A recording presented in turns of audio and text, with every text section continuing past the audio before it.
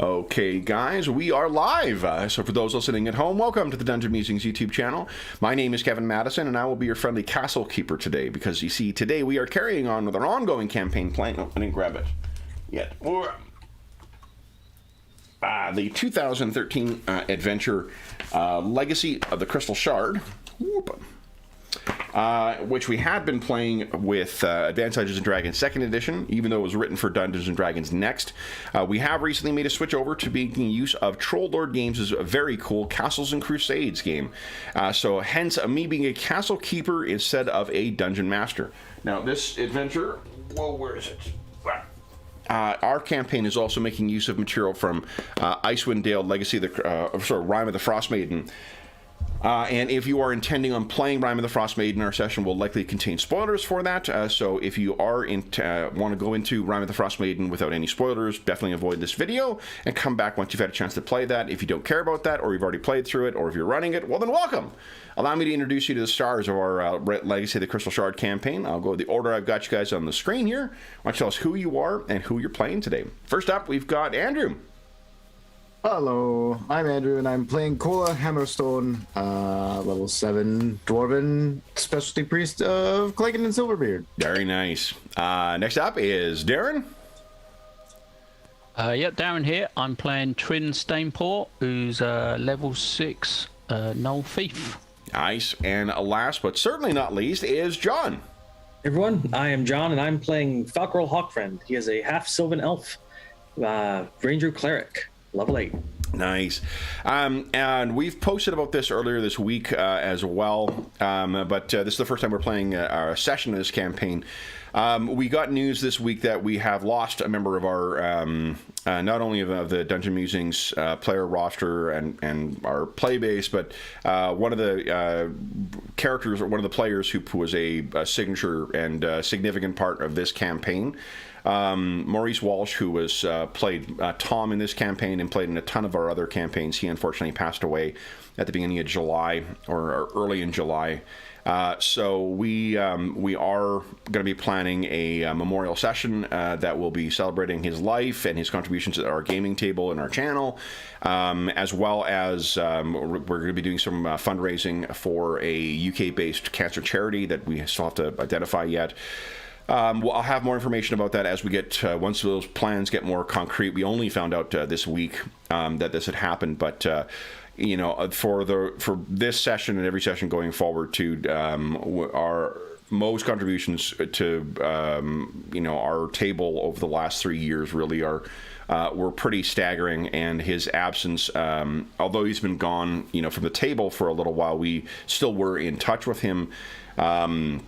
We'll be thinking about Mo from, you know, here to when we wrap up things ourselves. So, yeah, our thoughts are just with Mo's family, Mo's in-person gaming community, and those. And I will say thank you as well. We shared the news on the channel, and we've heard some lovely feedback from viewers who really enjoyed his gameplay and his personality and his characters that he brought to life through this campaign, through Cult Divinity Lost, through our modern Modern Age game, our Starfinder game. So thank you to everybody who said such kind things about Mo. I have been sharing those with the players in our community as well. So yeah. Anyway, with that sad note, let's transition to talking about what happened last time. So last time we had Kola and Trin. First off, first thing you can do is clear your blue bar, and then let's roll for your luck for the session. 6 points today, okay? Yeah, unlike the Night Below campaign, we don't carry over luck. You know, it's use it or lose it. Oh. Oh. Okay. So.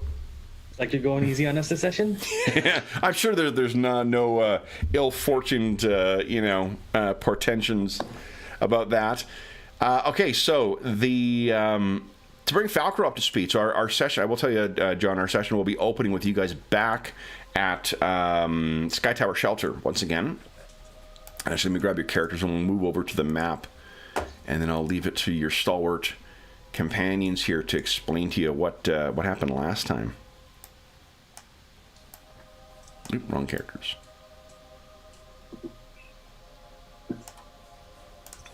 So, what happened last time, guys? We spent a bit of time debating what we were going to do. And we looked to take the giant spear off to... Who was the guy we was going to see to discuss this with? He was a dwarven... Was he some sort of sage or something? Yeah, it was, I believe, Adric, the priest of Dumathoin. Okay, so we was going to consult with him regarding the spear, etc.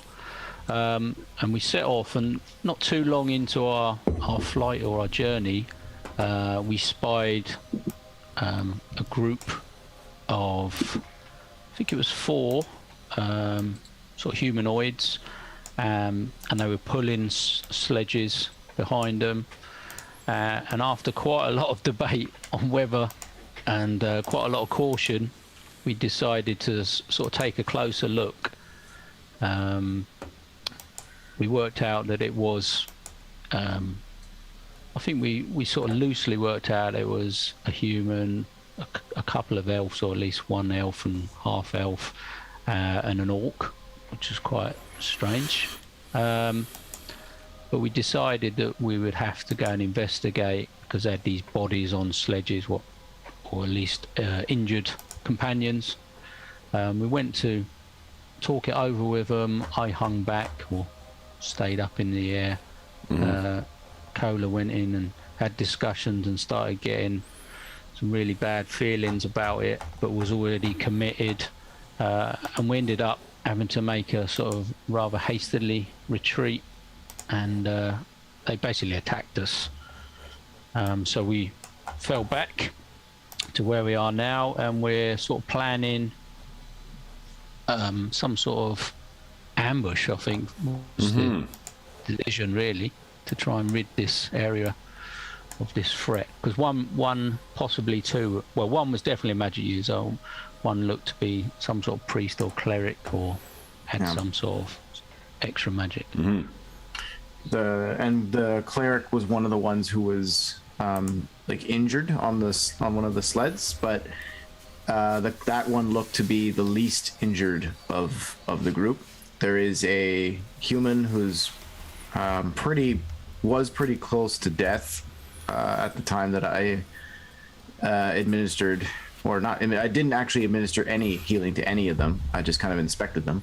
There was one that looked pretty close to death. An orc that I couldn't tell how injured he was, because I just don't know orc physiology that much. Another elven woman, I think, who was kind of out of it, and then this other magic user, possibly the group's cleric. Or priest or whatever. We went back to Sky Tower Shelter and informed our Goliath allies about these people. They can't really do much about it, but we believe because Kola heard. No, there was one of them. I believe the archer had a sign. She was wearing the what's it called? The holy symbol of I forget the god, but a not so nice god. So you're conflating a couple of things here. So let me see if I can assist here. Okay. For one, there was a woman who was an archer who was among them too, but it wasn't that she was wearing a holy symbol. It was that she had tattoos that matched ship Rethnor. Right. The same guild that you had faced with what do you call it? Or that you had faced way back in Bryn Shander. Yeah, the Were-Rat. And we also believed that these are Luskins. And then the leader of the group, or the seeming leader of the group, the other magic user that Darren refers to, the male. I forget, his robes were. He was a wizard. Because he was unleashing magic missiles at you when you were fleeing.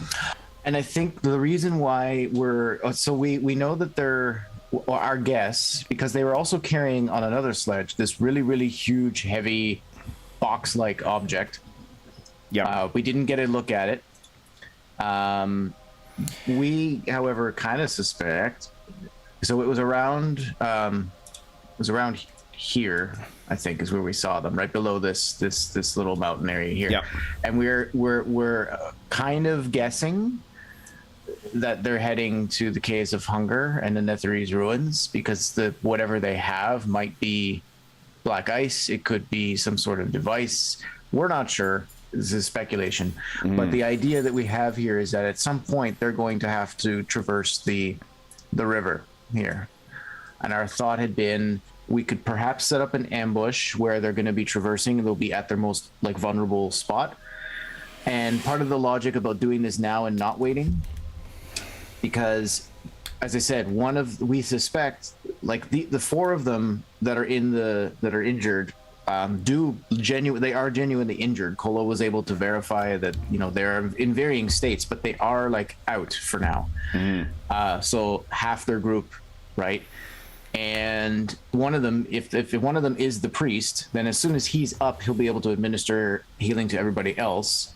But the other key piece of information that we learned was that the remaining magic user, the leader of the group here, when he tried to attack us using magic as we were trying to flee, the magic that he was casting was surprisingly not as powerful as we would expect it to be for someone lashing out at us in anger and wanting to, it didn't seem like he was using his A game, if you know what I mean.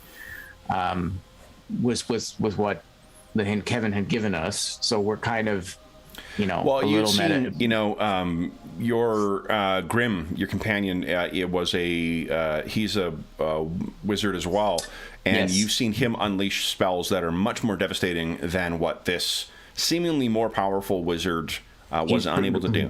He's unleashed spells against us by accident that were much more potent. But yeah, that was the logic we had used. So this isn't we were trying, all of us last time we're trying to avoid meta, but I think the reference to Grim was the key kind of logic way here.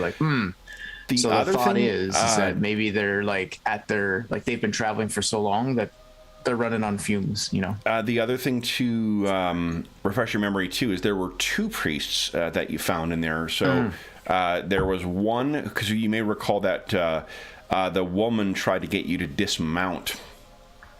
That's right. I remember that, and that's magic that Kola would absolutely. You recognize divine magic when it's used on you, right? And that woman had a symbol for Umberly, the chaotic evil goddess of storms in the sea, right? And also known as the Bitch Queen. And the other one had a mark of Azuth. He had was the kind of neutral god of spells. So yeah, all around, just generally nasty people. Oh, and there's the orc's boar as well. Oh yeah, the orc had a boar.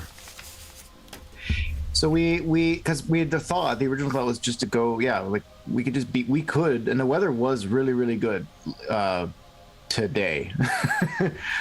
We could have just beelined it, or Griffin lined it to the Dwarven Valley and gotten there in one day. But we worry that this group, whoever they are, they're not good, and they're potentially here to cause some trouble in the lands of our allies. That was, I think, the discussion that the guys were having yesterday or last time was how best to handle this, this group.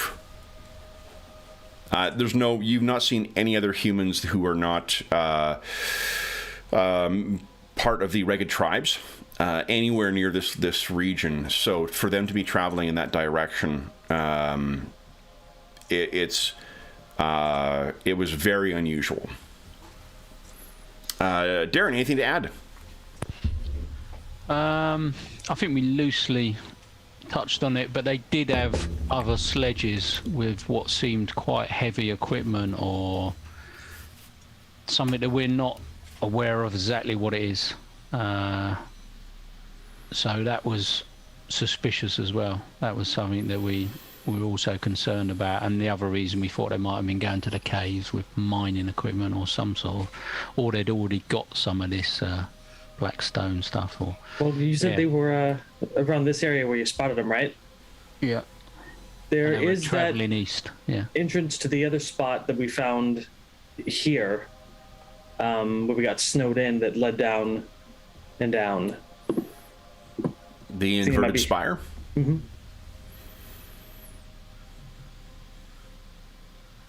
Wondering, because Grim found the inverted spire. Or did he? Yeah, you guys found Grim had left you guys. Grim had used his sextant, the Netherese sextant, to find his way there, and then you guys encountered him while he was raiding the tower. Yeah. So I was wondering if he was able to find it with something. Maybe they were, or. Well, the other thing we'd discussed last time was this is going back a few months now, but Adric's vault. Remember when you guys first brought back your swords and the other Netherese artifacts, he had mentioned that the vaults in the Dwarven Valley, in your absence, had been raided. This was before you, after you guys had defeated the what do you call it, White Witch's avatar. You guys came back to sort of, lay the groundwork for the refugees to be arriving in the Dwarven Valley, and he had mentioned that all the Netherese artifacts, someone had broken into the Vault of Dumathoin and stolen all of them. Oh shit! Right. Yeah. This is why we're thinking that it's possible that they might. Well, no, and that would but you said that the crate that they had. There's no way it's all of the. This cannot amount to all of the black ice that was in there. No, it can't be all the black ice. Much. And that black ice, that was a separate thing as well. The robbery of the robbery of the vault. I should say burglary, I think, is technically what it was, because there was no use of weapon in it. The burglary of the vault, there's no indication of who took it, whereas the vault that had the black ice in it, way below the surface of the Dwarven Valley, it was clear there was a hole dug in, and then from there, that's why they suspected that it was a Dvergar who stole that stuff. The other thing that's going on with respect to the agents of the 10 towns and the agents of Luskan, if they're involved with it, is remember they're making a push into the Dwarven Valley and laying claim to all of it. Yeah.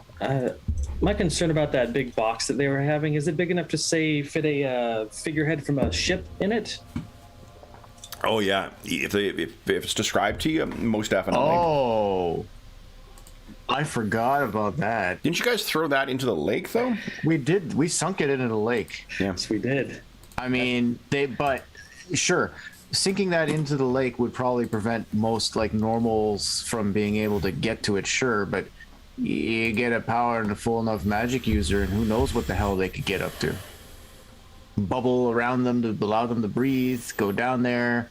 Well, you also know that one of the enemies you face is a necromancer of quite a great deal of power. Oh yeah, just raise a bunch of zombies to go down and carry it out. Yeah, I mean, all sorts of things. You can shrink it and then enlarge it to make it easy to transport. You could anything. Yeah. That's why we need a volcano somewhere nearby. We can just throw stuff in. That's never going to backfire. No. Yeah. What I wouldn't give for a wizard right now. See, you guys are already equipped with effectively the eagles. So I mean, I don't know what you're complaining about. Yeah, but the one opportunity where we had to beeline somewhere with them, we landed instead, and got ourselves in trouble. You're a good Samaritan, so that was yeah. that was Last good. time I fucking do that. Well, These are kind of our lands, so What if you did not learn of this though? Yeah. No, 100%. This is on my mind too. If we hadn't learned, we don't know what they're up to, and if they're here to cause trouble, and then the Goliaths are already stretched so thin, they wouldn't necessarily be able to defend themselves against a new threat on top of everything else. Yeah. So even if we can't completely stop this group, like being able to disrupt whatever it is they're planning, because it can't be good, may help. So, and just wish we had one or two more people, because this group, even at 4 people, they're gonna be a handful. and I don't think there's a tank amongst us. Not until I get new armor. Nope. What I wouldn't give for an elf friend right now. Or a certain fighter. You guys can. With ore. When you find yourself in circumstances to be able to do so, you guys can have hirelings as well too. You can try and hire people out. The difficulty there is that there's only so many griffins to go around, and that number can't really come from Sky Tower Shelter, because they've given you all the help that they can really give right now by protecting the people living in the northern part of the Dwarven Valley. Yeah, we had that discussion too, that basically we're on our own if we do this, but if we leave, then the Goliaths are on their own to deal with it too. So it's it is what it is. Mm-hmm. But if we plan well enough, we are rested, they are not. We might be able to catch them. Well, you haven't had a chance to prep any, like whatever spells you've used thus far, just to put a point on it. Like, you're not rested in the sense that you've got fresh spells and such. Right. That's true too. So I've got some left, I assume. Yeah, Falcor actually I think is going to be fresh coming in though. So there is that. So then, Falcor, what do you make of all of this?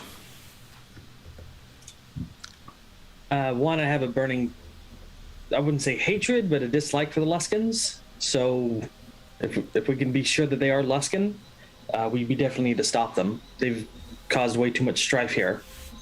I think we should check out the Inverted Tower location to see if there's been any recent activity there. And if there has been, that should cement what we need to do with these people. Find them and at least sink whatever they're carrying to the bottom of the river when they try to cross it. Then see how they react, if we need to take them out or not. Well, I think we need to make that decision sooner rather than later. We want to do it today if we're going to do it.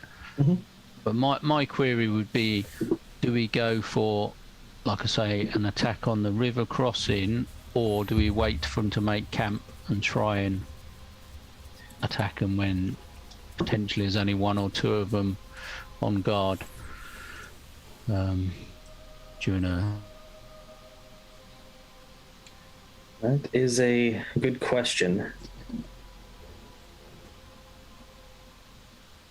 I think we talked about silent spell and things like that could potentially get us up close and to make an ambush. Yeah, because last time they let Kola land not far away, and then spoke to him and allowed him to approach and get in with their party.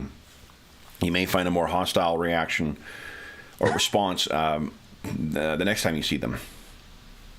Quite possibly. They were targeting the animals as well too. It seems like, I think the magic missiles weren't hitting Kola or Trent; they were hitting the animals. Well, that doesn't just sway my opinion one way or the other. The only concern there is that if they do down them while you guys are flying, that tundra does not have a lot of give to it. No. So, with that in mind, what are you guys thinking here? And we still have the big spear, right? You still have the big spear, yes. Yes, Yeah. okay. You fabricated that apparatus to kind of carry the thing. I think we should leave that here, just in case if we fall, they don't get a hold of it. We can always come back for it. I'm not sure they're crazy about it being here, but knowing that, because I mean, this is like an ill omened artifact that you're intending on leaving with them. Well, I can take it with me. It's just, better to have the temptation to use it away from me than nearby. So whatever personal struggles that you have with it, this is Kaniaka speaking, whatever personal struggles that is, the tribe wishes to help you, but do you feel that there are, imagine the weakest among the inhabitants of Sky Tower Shelter. Do you think that the weakest among them is as strong as your will? It's a good point. If she has reservations, then we won't leave it. So, I think they have a great deal of respect for your power and what you guys have accomplished, and to think that if you struggle with that, to leave it amongst their tribe just seems like a recipe for disaster. Particularly given that the Goliaths have a much closer link to the other Jotun than what you have. How long would it take us to get to the Dwarven Valley if we just flew there? A full day? It's about a day, yeah, a little less. Okay. And if these people are traveling slowly, and they probably get there in a day and a half, maybe, if they're going to the Caves of Hunger. Depending on the weather conditions. If the weather is nice, easily, if the Caves of Hunger are their destination, easily a day. It is at present about 2 o'clock in the afternoon, meaning you've got about 3 hours left of daylight.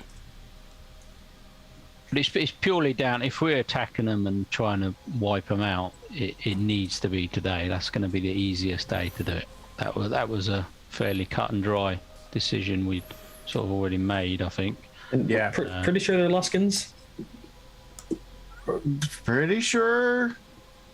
I mean, they almost attacked us on sight.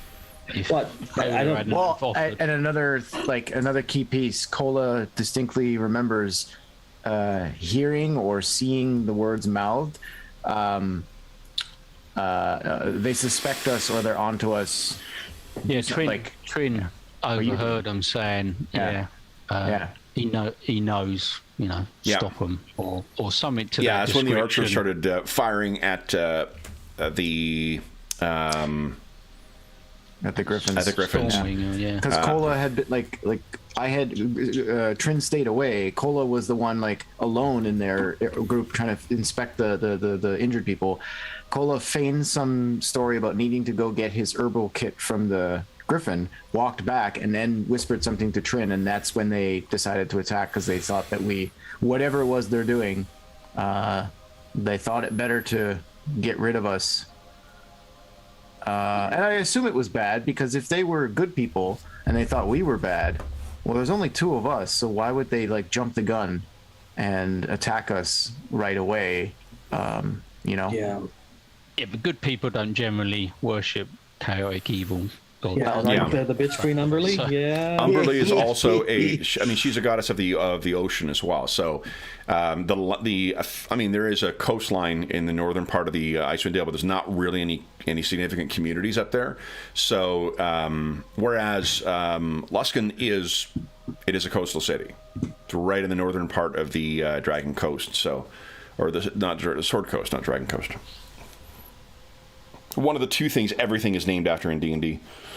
Sword Mountains, Dragon Mountains, Sword River, Dragon River. Anyway, what are you guys planning on doing today then? The other thing is the weather is clear today. So you do have clear skies. You do have you're able to spot things from the sky, and one thing that was absent from their party, there was an archer among them for sure. What is it like when you guys are adventuring without a ranger? Easy to get lost. Yeah, there was actually a part of us that was kind of thinking, well, you know, it could be possible that they would maybe get lost if the weather turns. So we're kind of actually hoping for the weather to become shit today, because Trin knows this area, right? Yeah. And we stand a much, I mean, we still stand a chance of getting lost, but we have a much lower chance of getting lost in bad weather than they do. So as long as we can, you know, anyway, so that's a hope. Yeah. Okay. Yeah. We need to find out how far they've travelled, which direction they're heading in. You know, we can do, hopefully, that from a high enough point of view that they might not even see us. Because, you know, looking down, they must give a bit of a... it must be easier to see, because there's, you know, quite a little caravan they've got going with 8 sledges or whatever it is. So we can hopefully spot them, see which direction they're heading in, and then I would suggest, lay an ambush, try and work out roughly where they're going to finish of an evening, and using my knowledge of the area, try and set up a good spot to hide out without the griffins, and lay an ambush or something when they're camped. That would be my suggestion. I think that makes a lot of sense. Yeah, I'm with you guys on this one. Okay. So I'm just getting, I wisely, rather than keeping the tokens, I deleted the tokens. Oh. Because why would you want to keep them? That makes no sense. No, I mean, that seems madness. That'd be really dumb. Why? You're never going to need them again. Yep. Especially after not speaking about them at all. At the end of Yeah, we didn't. Well, I say, let's just see if Kev from 2 weeks ago was smarter than we're giving him credit for. Did he save any of the? He did. Look at that. Kev, you fucking clever. What a letdown. Oops, guess we're going to the Valley of Dwarves. I have them. Okay. Look at that. I should give myself more credit for that. My goodness. GMXP. All right. Exactly. DMXP. Kevin's leveled up. Okay. So, I mean, it doesn't mean that I can make handouts for you any easier, but... yeah. All right. So then, guys, what are you planning on actually doing then? So we need to scout and find a spot along the river that seems to be in their general. Like, we're assuming they're gonna try to make a straight line. They probably. I mean, you know, again, they're injured. They're not going to want to fuck around too much with alternate paths or whatever. So, like, Who's got the best eyes? Who's got the best? Well, that'd be Falcro for sure. Yeah. But, like, somewhere around here. So maybe the one just most likely to find tracks will be Falcro, yeah. for sure. But I mean, just to even spot them from high up. Oh, get eyes on them from the. I also have a little hawk friend that flies around that. Yeah, I actually wondered if we get Bastard to do the. Or wait, is it Bastard? My hawk? Your hawk? No, that was the name of one of the griffins. My griffin. Oops. Yeah. Asshole is the name. Asshole is the hawk. His name is Havoc, but yes. Havoc. Yes. Okay. He is The an asshole. rescue falcon. But I was going to suggest that instead, because I think the issue would be they know that we were riding griffins. They made a comment about, what is this that you are strange people who ride like beasts, like these kinds of creatures. So they're going to be watching for griffins. So if we try to fly over, even if we're really, really high up, they're going to know that we're following them, which might influence their decisions. So I would suggest the hawk, lower profile. He's not the best trained, though. Well, no. Well, we can try, can't we? First, we can give it a go. I think I believe, has to keep him within a mile of him. So why don't we go near the river? Like, we can go to about like here-ish. Okay.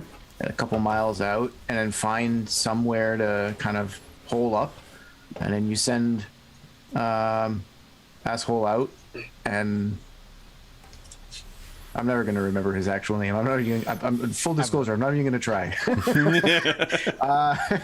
But you send him. You try to see if you can coax him into. Now the trick will be. Here's the problem. He can even if you convince him to go and fly in a general area and look for things. How is it that you learn what he learns? Well, I am a ranger. I wonder if I can still speak with animals in this edition. You can speak with your animal, yes. Okay. Oh, okay. Yeah. Okay. I'm assuming it's not like you're not going to give a treatise on the ecological Yeah, situation. it can in speak Vale, with master. It can speak with animals of its kind.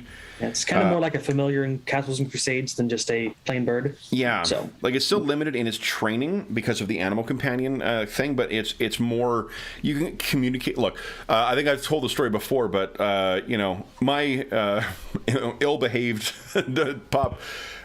One of the things that will regularly happen when it's nice weather is she'll come running up to the door like when she's outside and will look at me. And I'm like, what's going on? And she'll start barking like crazy, like, Lassie. But what it is that she has gone to our gate and she's been barking at someone while she's got a ball in her mouth and it's rolled underneath the gate. So she needs me to go and get it for her. I know that she's communicating to me that time, and I know what it's about. And it's a similar. You extrapolate that to your falcon. That's exactly what your falcon can do. Is there's a communication. It's not like they're having a conversation, but the intent and the meaning of what the animal is trying to communicate to you. That's what you get from your falcon.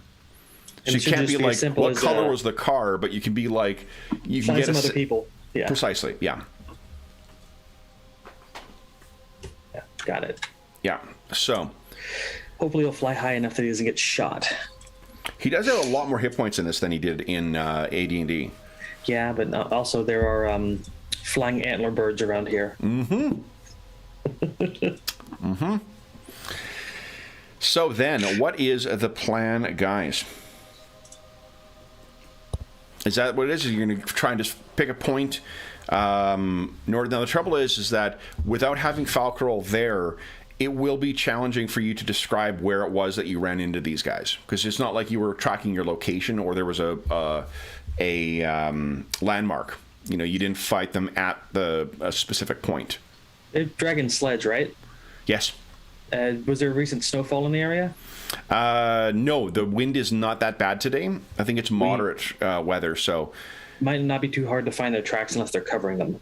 So, but finding from the air is the tricky part. The upside to the nice weather is that you've got lots of visibility and whatnot. The downside is that means the sun is going directly down on the snow, so it's going to be tricky to pick out details. Not impossible, and certainly not with a ranger in the party now.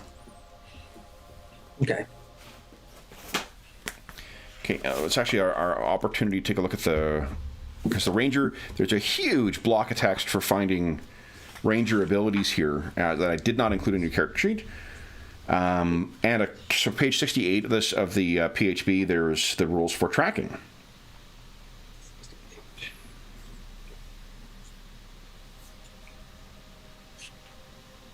Alrighty, so looking at... So it's probably going to be about a 4 because it is hilly around here as a starting point. It's going to be mid-afternoon. It'll be Afternoon. Afternoon by the time you guys are going, because it's like 2 o'clock. Okay. Less than 6 hours has passed. I'll bring it down to a 2. I'm rolling this, incidentally. You're not rolling it. Yeah. And then it is larger because it's a sledge they're driving. The number encountered will bring it down as well because there's 5 or more. And it's mostly dry, so... Yeah, so the chances of spawning it are pretty good. Snow makes a big difference, doesn't it? Yeah. Okay. The downside is all those factors are on the ground. Trying to track from air is going to be much more challenging. So if you get yourself down to the ground to try and find this stuff, that will be You probably just got a good a better chance of just spotting them, haven't you? Actually spotting them rather than sort of. Well, we'd have to do like wide search patterns to find them, and that could get us spotted. Oh so. yeah. But I mean, a hawk's eyes. You know, you've got hopefully a chance of spotting. Yeah, and the animal, I believe, has the same animal companion has the same stats or same skills as what Falcarol does. Yeah, It you uses use his my stats. bonus against enemies too, which is cool. Yeah. So yeah, I'd say we do maybe a low ground kind of buzz by to see if we could find where they were in the general area, because I'm sure they've moved on from there since then. Okay. And we can definitely travel faster than them. So you're trying to find the specific location where they were before. That's a different thing. That's not. Well, do we need to find it to kind of figure out where they're going to go? Head in the direction we think. Yeah. We came from. And all right, so let's do this. Let's see. I've got your stance here. Wisdom is one of your favored abilities. Oh yeah, it is my prime. Yeah. Yeah. Let's see here. That will be. And let's commit to what we're doing here.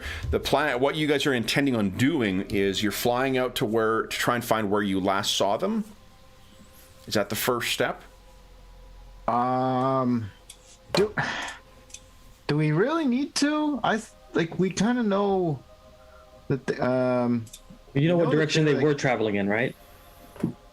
Yeah, because they were out here. We were heading west. They were coming towards us. They were heading east. Okay. So we're assuming they're heading kind of this way. Okay. We need to find somewhere to hide in front of them, don't we? Really? Yeah. Yeah, but preferably somewhere here. Yeah. Yeah, but if they're not going that way, but they're going this way. Well, I think that's why, somewhere. Like, we didn't know there was an opening to the Lost Cities Below the Cave of Hunger until we were in there, right? True. We're kind of assuming they might have a better. Because I think only the Dwerg. Well, if they're in league with the Dwergar, they might know. Well, maybe. Or this like lead magic dude could be. Oh, never mind. We already called out that speculation last time. What's that? I was gonna say, I for some reason I was thinking that the leader magic dude is a arcane brotherhood dude, but we established last time that Kola has no reason to believe that. Or No, suspect I that. don't think that's an unreasonable assumption. The Just Arcane can't treat it Brotherhood as is one of the fact, two, they're effectively the rulers of Luskan. And then the ships throw their lot in with one or the other, of the things. The thing is that the Arcane Brotherhood, from what you've learned from Store, from before, is that it's not like the Red Wizards of Thay, where they're one unified block. Like Thay is one of the reasons it's as powerful as it is, because they have the I can't remember what they're called, the rulers of Thay. It's kicking around up there, but I don't remember what the name of it is. But anyway, I was almost there. Dang it! I'll have to look it up on our break. Are the Red Wizards? Well, no, they're called the Red Wizards of Thay, but there's the ones who actually ruled it. There's a title they have that I can't remember what it is offhand. Zakirs, maybe? Like that shadow organization or something? No, it's a station. Hold on. Fuck it, I'll quickly look it up in the campaign guide. I know No, you're right. It's the Zakils. Zakirs? Yeah. Okay, yeah. Yeah. Council of Nothing Zakirs. but fucking useless nonsense up here. That's extent. It's been a while since I dealt with Red Wizards. Yeah. So the Zakirs, the reason I mentioned them is that the Zakirs have a solid block of control over all the rest of the Red Wizards, and that's why they are a powerful nation. The Arcane Brotherhood does not have that. They're still squabbling. They call themselves a Brotherhood, but there's a lot of internecine fighting that goes on, so they don't have the same unified power that the Red Wizards of Thay have, or the the Sorcerers of Halrua, or anything like that. So, I don't. All the which is to say, I don't think it's an unreasonable assumption. If Luskan is involved and a powerful wizard is involved, it's not a unreasonable assumption to think that the Arcane Brotherhood may be involved as well. Okay. Wasn't All that right. the suspicion you guys had about the about Bryn Shander and the new speaker? Yes. Okay. So then, what is it you guys are actually doing? But that was my proposal, to fly in from the east, land, just the other side of the river around, this sort of point, and then use, hide somewhere there and send the Send the hawk hawk out. out. Yeah. Yeah, I was thinking we get directly somewhere. from there somewhere. Okay. And if he's within a mile, I mean, a mile's a pretty good area, and he could see pretty far, even past a mile. He might see something. So, I think the search will take you to sundown then. That's good. I don't want him out in the air past sundown anyway. Okay. He's not an owl. Okay. So we need, any last minute torches or stuff we need to grab? May not be a bad idea. Yeah, how are you for torches and other types of? I've got a few torches. I think Trin has that mining helmet with the light, so he should be good. I've got 3 torches. I- 3 torches as well. Completely. I really got to log in here at some point between games and put in the EV for all my shit. I have a Mountaineers pack, and that's all I know I have. That's got a lantern in it, the Mountaineers pack. Do you know Well, what the EV totals for our Griffins are? I put that in Discord. Okay. I will find it. Let's see here. Do you mean how much do they weigh? Are you picking them up now? Oh, no, I'm just saying in addition to I'm us, being a how much smart can ass. they carry? Let's see here. I think we said they had, here we go. Griffins assume that their encumbrance rating is a 15 in addition to the rider, so they become burdened with EV 16, and at EV 46, they become overburdened. So overburden means they can't fly. No. Overburden means they move at 5. Oh. And I think they may not be able to fly as well. Yeah, I was thinking like in the 3rd edition, whatever, whenever something goes over like a medium carry capacity, they just can't get in the air. So. And what we do is we roll randomly to see if their backs break each time. No. No? Okay. No. All right. So then, any extra gear that any for the most part non-metal standard gear that you want to get, the Goliaths will be able to supply that for you within reason. You don't want to raid their storehouse and leave them with nothing. Do they have any nets? Any nets? Like something to capture fish with, maybe, or just people? Not a lot of fishing going on in the mountains. Well, rivers, but I mean, I figure if we have a net, I'm not and there's sure a you know how spellcaster- rivers work. Rivers are at the base of mountains. But no, they do not, unfortunately. At least not the Sky Tower shelter. Yeah, I was thinking if there's a spellcaster, we could just Rivers. net him so it's harder for him to Those cast well-known spells. rivers that populate the high peaks of the spine of the world mountains. Yeah, I don't. Let me think here, because I think they maybe use them to. No, I don't think they've got a net. Okay. Just thinking maybe a rodeo rope or something, but nah. The lasso. But yeah, I mean, if they're spellcasters and we want to make sure they don't cast spells, what best way to swoop down on them and net them and drag them until they can't move anymore? But I'm giving Kev ideas now, so I better be quiet. Well, no, I'm more thinking of the length of time it'll take you to get down in there. That's plenty of time to. Yeah.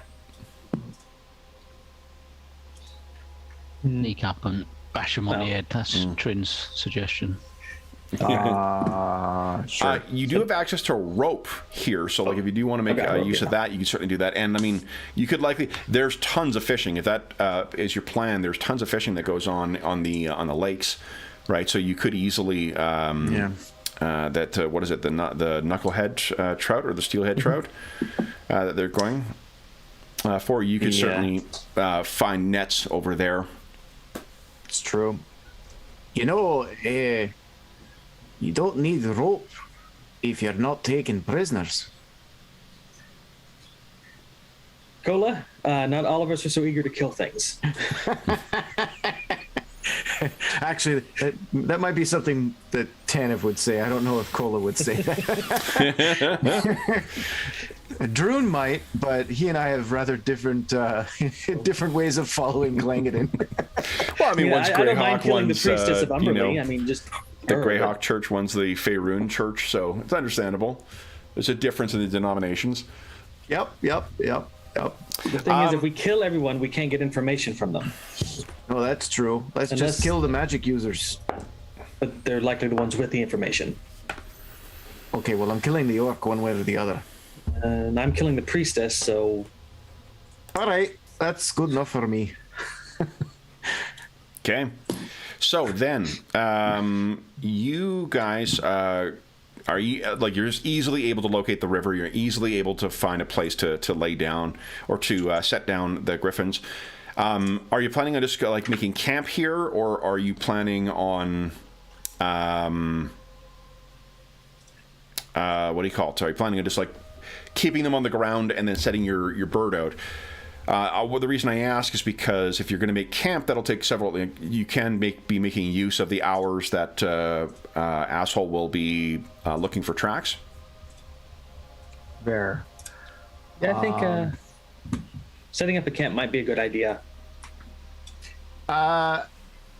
So long as we can do so very unobtrusively. So we'll have to pick a secluded place. And Yeah, it would have to be a very, very good spot for us to justify. I think for us to justify having a camp. That could be I'll protected. try and come up with such a spot while the hawk's out Okay. locating.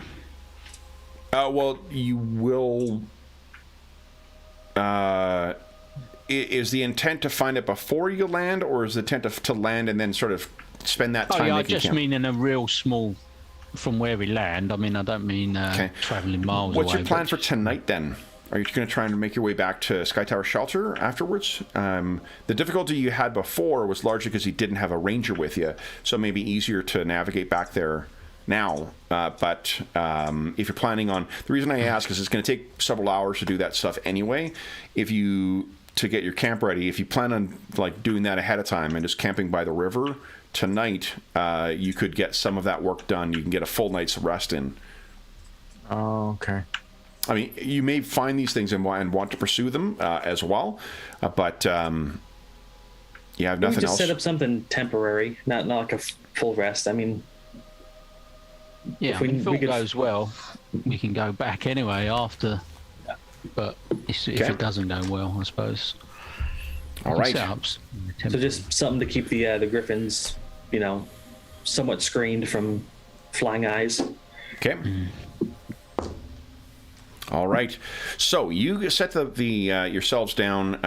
You are you at the edge of the river? Are you a little further back from the river? Did you pick a spot where you've got a view of it, or is your concern really just finding a place to land and then getting the bird up to start doing tracking?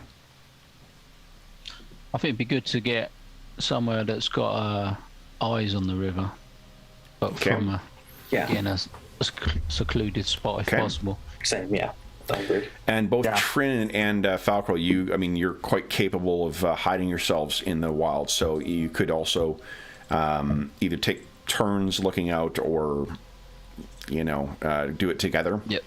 Okay. So with that, you send Asshole out, and he is gone until nightfall. When he returns, the first hint, and again, like every night you guys spend out here, especially those clear nights, it's amazing how fast the night falls.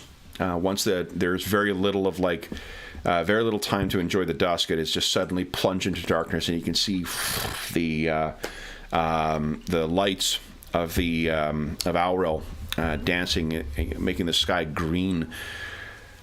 And it's shortly before that light show arrives that Asshole returns. And it appears, what was it that specifically you were asking him to look for, Falco? I wanted him to find like a traveling group of people. A traveling group of people. If that's what he was looking for, he is unsuccessful. Okay, so he returns, did not find any group of people. You did not have him looking for tracks. You did not have him looking for the location where the fight happened. So he did not find those. Gotcha. We could try to do a little bit of reconnaissance ourselves, see if we see lights from the air, like if they have a campfire. But Once it gets dark, yeah. that, flying in the dark is going to be dangerous. Yeah. But we're hoping it's not a long distance. But Is there a spot nearby we could see for several miles in either direction?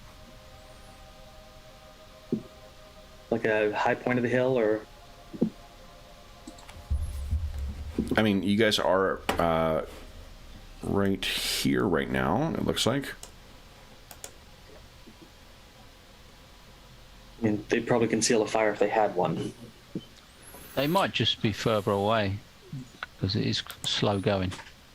And honestly, that he could only fly maybe this far away from me, and then see another mile or so. So they might have moved further this way or across the river already. Well, I can tell you the visibility today is, because it's on the DM screen, visibility today is about 2 to 3 miles.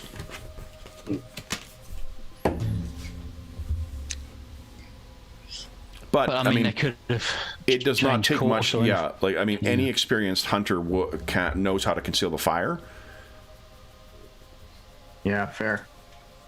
And one of the downsides is, I mean, in this environment, to get a good night's sleep, you're going to want to have some kind of campfire going for sure. But it's not so bitter cold today, or at least it's not as cold as it does get out here. There's not the blizzard, there's not whatever. So desperate times, you know. Something's just nagging at me that they went for the inverted tower.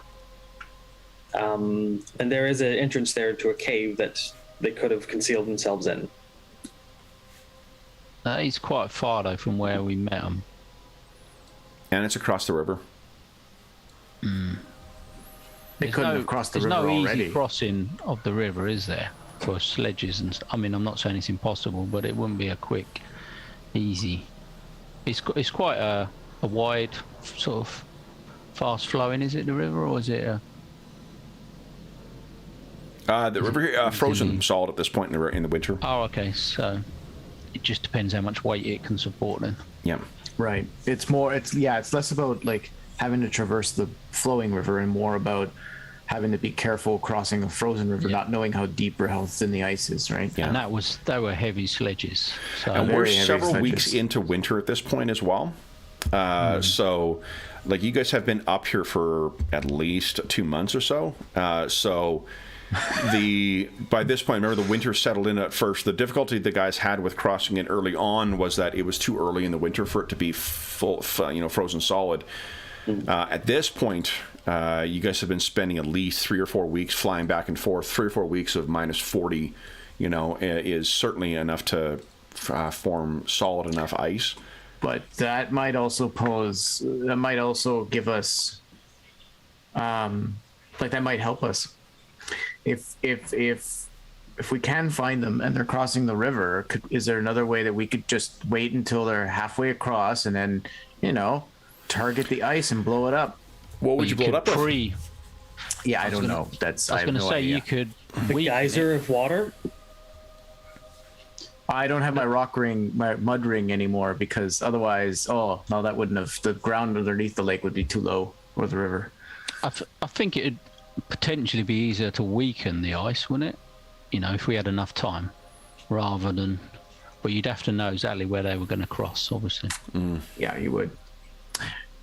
And I don't think Rock Burst carried over as a signature spell for Cola in CNC. No, well, it's also AD, not rocks, so. No, it's not. Yeah, no. I just thought if we're close to the mountains, Trin, maybe there was one thing we did find from a recent session, though, is your traps ability applies to both, as a thief, applies to both setting and discovering and disarming. Oh, Yeah. So if you wanted to make something like that to weaken the ice, that's absolutely something that is within your wheelhouse. Yep, that's cool. But it does, like I say, have to be a very specific area, I would imagine. And So- as well, Falcarol sent the hawk out to look for a group of people. He did not get it to look for tracks. He did not get it to look for the location of the original fight. Right. I mean, and to try again, we'd have to wait enough time. Till morning, yeah. so, Unless the moonlight is quite Well, that's I visible. was going to say, like right now there is moonlight coming down, and there's light from it with Falcarol's what is it, dusk vision. He wouldn't be impeded from trying to track on the ground. Falcarol, why don't you give us a D20 roll, please? 5. So, and you know what? The weather is looking to be clear tomorrow. There's no sign of any bad weather coming in. No, yeah, I think we can do a little bit of moonlight reconnaissance. I think we need to push today if we can. Is there any magic you could use to identify where they've been or where they're going, or I don't think I would locate need them in magic any for way? that. Just to make it easier? My skills as a ranger should suffice for that. But as far as what I prepared today, no, I don't have anything that can do that. Fine. Okay. So we're going to fly out? I think if I fly out with my griffin and my hawk, we could kind of spend an hour or two looking and then come back and get you as needed. Again, it's going to be near impossible unless you're on the ground tracking. Your training as a ranger is all getting down, getting low, looking for those markings and whatnot. Unless you hoping to come across what's effectively train tracks from a thing, then that is just a matter of luck of coming across that in the vast and open area here. Gotcha. In that case, maybe bring Trin with me and leave Kola with the griffins. Okay. that probably makes more sense. Like Asshole definitely can track from the air. That's what it's that's how a hawk hunts. But for yourself, like think of that. That's what your training is. Your all of your training is on the ground as a hunter, sneaking around, finding tracks, finding disturbances in the landscape and whatnot, and then you're being asked to now view it from high up while moving at a fast enough speed to keep airborne. Gotcha. Okay. Right. That's why, I don't mean to make it impossible for you. If you're But on the ground, it'd be difficult. So absolutely. I mean, you're impossible. That's because think of how fast a griffin must go to be able to maintain flight too. Picture yourself even at a slow-moving car when you're looking out at a highway as you're going by. Yeah. Now pick out details on that. That will tell you, that'll distinguish from one patch of white from another patch of white. Okay. Okay. There's also a reason that you have to move at a slower speed when you're tracking as well. Okay. So that said, once you get, if you're willing to get yourself on the ground and start doing that stuff, Yeah. okay. Then, and what is happening with Trin and Kola while you're doing this? They won't disrupt you. They'll just be moving slower. Cola's gonna stay and watch the griffins and take care of them and make sure they stay like hidden and such in this area. There's no reason for us to draw more attention than we need to. And I'm mostly hoping the griffins can protect Kola while we're not here. So. Okay. Well, so you guys are planning on going on foot across the river, or were you planning landing yourself somewhere? Don't we need to use the griffins to get sort of potentially round them or behind them and then go on foot? Oh, Rather than... You mean use the griffins to kind of find out where they were and then track them from there? Yeah, sort of. Yeah. Fly the basically. griffins over there, land, look around, and then... Follow them back the way to Polar. Okay. Or if Polar comes with us, heading towards them, and there ain't going to be any tracks. What do you think, Kev? Towards them, is there? Yeah, no, that's what I was expecting you guys to do, is to transport yourself over there and then get on the ground and then start looking around. The griffins can move around too. Like I think they move at like a human's rate of speed when they're on the ground. So like they're capable of moving. It's just they're much faster when when you have them in the air. Okay. Yeah, no, we'll just bring the whole troop in. It's good for a quick getaway as well, isn't it? If things That's true. don't go well. Yep. Okay. So then, let's see here. So with you fly yourselves over to where? I think you guys have control over the party token, don't you? I do not. Right. Oh, because Lex has control of it right now. So I don't know exactly where you saw them. Falcro, you have control over it now. Yeah, I'm just trying to remember where we saw them. I thought we saw them sort of around here somewhere, but I could definitely be wrong about that. So I was thinking, sort of landing somewhere like this and looking in this vicinity. I'm getting somewhat familiar with the topography of the land, so I know there's like hilly areas over here, and mountain and whatnot. So if I move us like somewhere over here where I know they'd have to go up or around a mountain or a hill, they might leave tracks in easy noticeable areas. We could search from there. Okay. Are we physically on the ground right now doing this? Because if we're in the air, they're going to be able to see us. They are looking. If I were them, I'd be actively looking for griffins. But we can fly lower, surely. Yep. Sure, but there's not a whole lot of tree cover. Well, yeah, I know, but I mean, if we're flying low to the, we could hug the hills and whatnot, but sort of 20, 30 foot up, you'd have to be. Fair. It'd be hard to spot you unless you were, directly. No, that's true. Because last time we were, we tried to use the. Can't do this here necessarily, but last time we tried to use, we flew at them from the sun, so to try to cause some disruption in their sight. But okay, well, all right. I mean, if it's getting towards night and it's dark enough, it probably might be hard to spot us. But Predator only worries about cover when it's about ready to pounce. Yeah, and Falcrol's able to. The advantage he's got is this is the ideal situation for dusk vision. You've got Cola, you got dark vision, so you can see in pitch blackness. Trin is going to have difficulty seeing with the. There is the lighting of the Aurora Borealis or Auror's lights above you, but the light it casts it's kind of like. It's kind of like dusk, where it's almost harder to see stuff than it is in the pitch black because of the weird shadows that are cast. But Falcrol's, this is exactly the condition that Elven Vision excels at. So then, let's do this.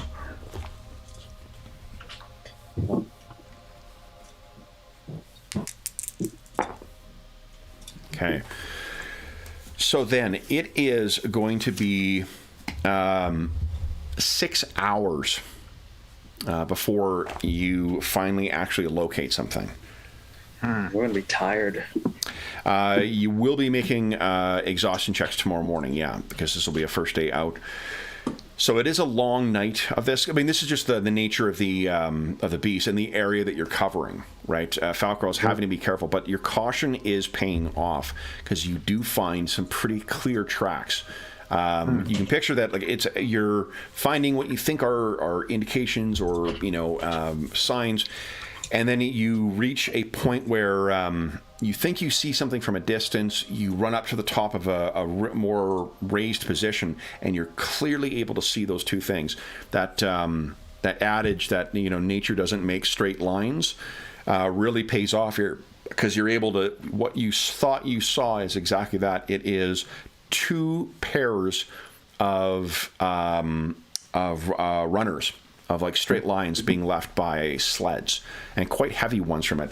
Because you are greater than 3rd level 2, you can tell that there is there is definitely exhaustion that is playing into this, and whatever they're dragging is very heavy. Like hundreds of pounds on top of the weight of the bodies, or the bodies of the people they're dragging with them. So you would guess this is probably within the last day as well. Couldn't get any kind of like rate of speed from it, could I?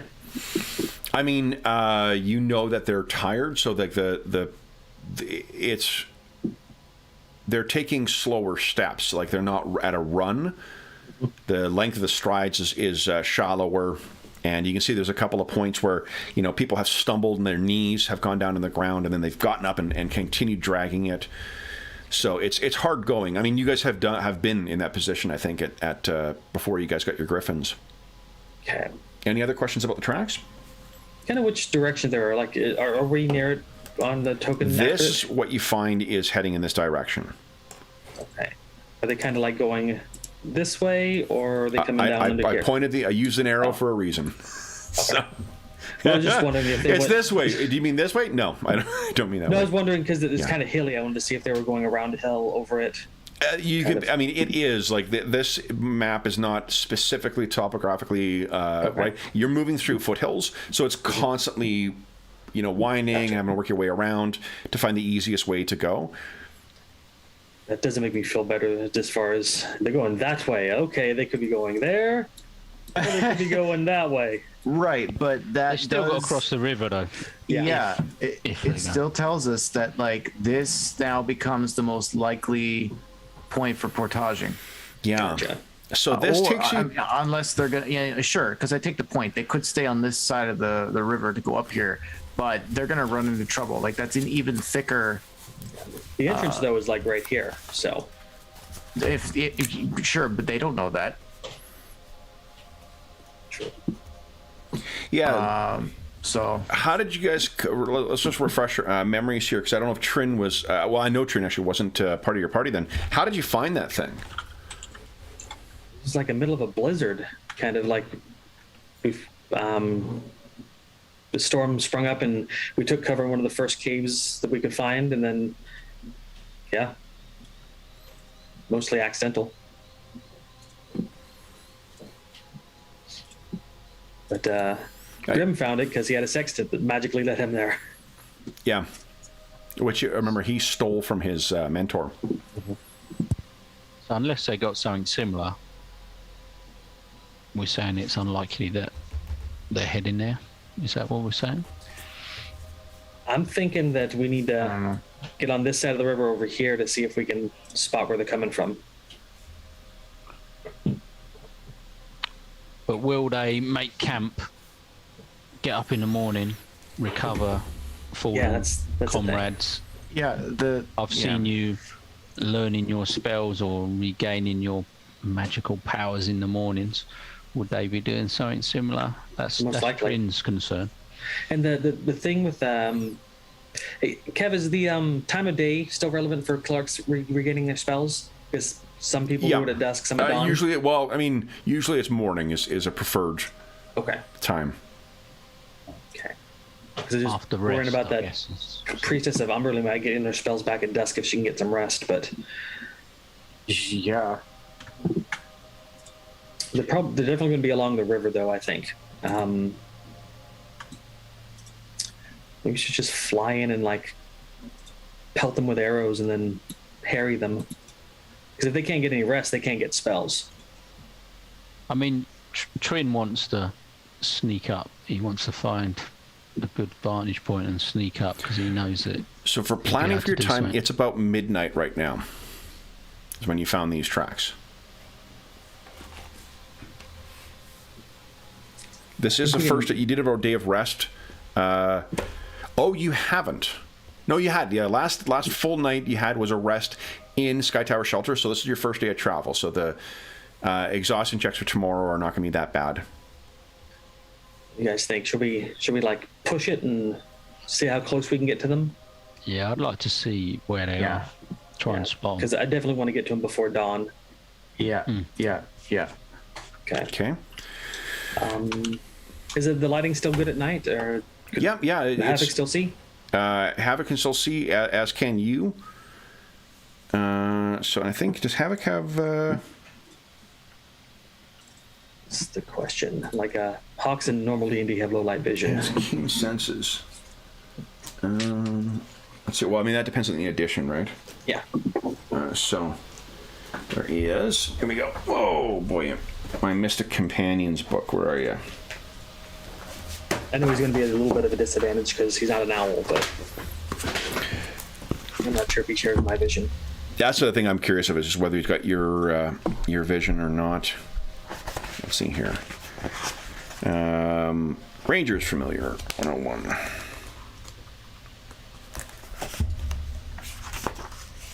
Okay.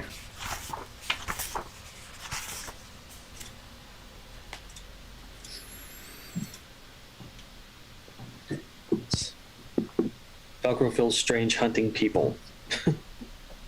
Mm-hmm. You get used to it. I don't want to get used to it, This fucking guy. You get used to it. says the knoll. Yeah. We're just saying it as it is. Uh-huh. Yeah. Yeah, lots of experience hunting as people, huh? See, Velcro ties hunting to killing and eating because he's a ranger. He hunts animals. Mm-hmm. Yeah, so do Knowles. So, yeah. Well, Velcro doesn't eat people. That's You eat what comes along. no, they don't. So I don't think they have... no, they don't have low light vision. And I don't think they share your senses either. So we'll keep him close then and see if we can hustle or double time it along these tracks. Yeah. Let's see here. Yeah, okay, cool. So I was looking at the familiars abilities here. Okay. All right. So then, you guys can carry on. You're on foot right now through hilly terrain, which means your speed. Oh, you got a dwarf with you. Good news. So he can Yeah, run. speed's never gonna be. Get on your griffin and ride him like a mount. I think that Griffin's land speed might have been dwarven. Hold on. So I think that's what we were... I said human earlier, but I think I meant like the speed of the party. Let's double check here, though. Maybe I got that wrong. In fact, I think I got that wrong, because I think we did look this up before and found it's faster for Cola to be...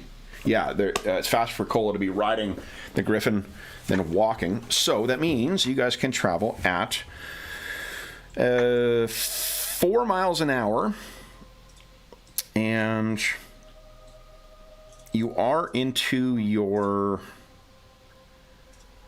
you're into basically pushing. So because you're pushing your travel, you've been traveling almost all day, and you took that rest earlier, but you are up late.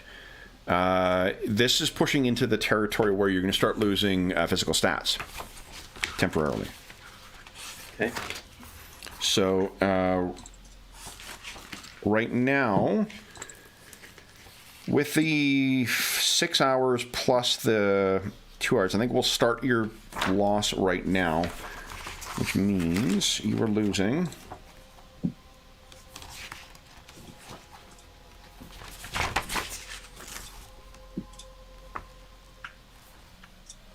And here we go. All right, so to travel, so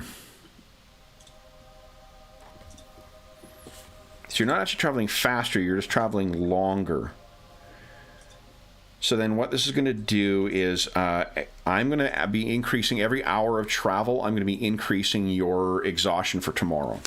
You'll be able to push your way along for today, but your exhaustion check for tomorrow will be, the difficulties will all be increased. Okay? So then, let's see how long it is before you reach. Okay. It is about 2 hours of travel, so we're at 2 in the morning right now when you reach... Let me measure this properly here. There we go. When you reach the...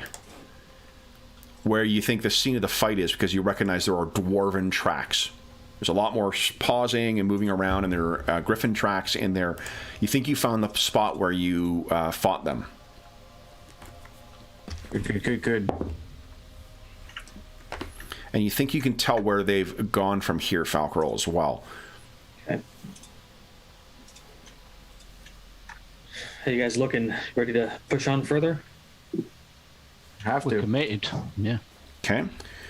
So what I'd like everyone to do is give us a Constitution check, please, or save. Oh, here we go. Oh, there it is. Nice. Come on, come on. Oh no! Spend that hero point, or astonishing fortune. Oh, frack. What do you want to Yeah, do? hold on. Damn it.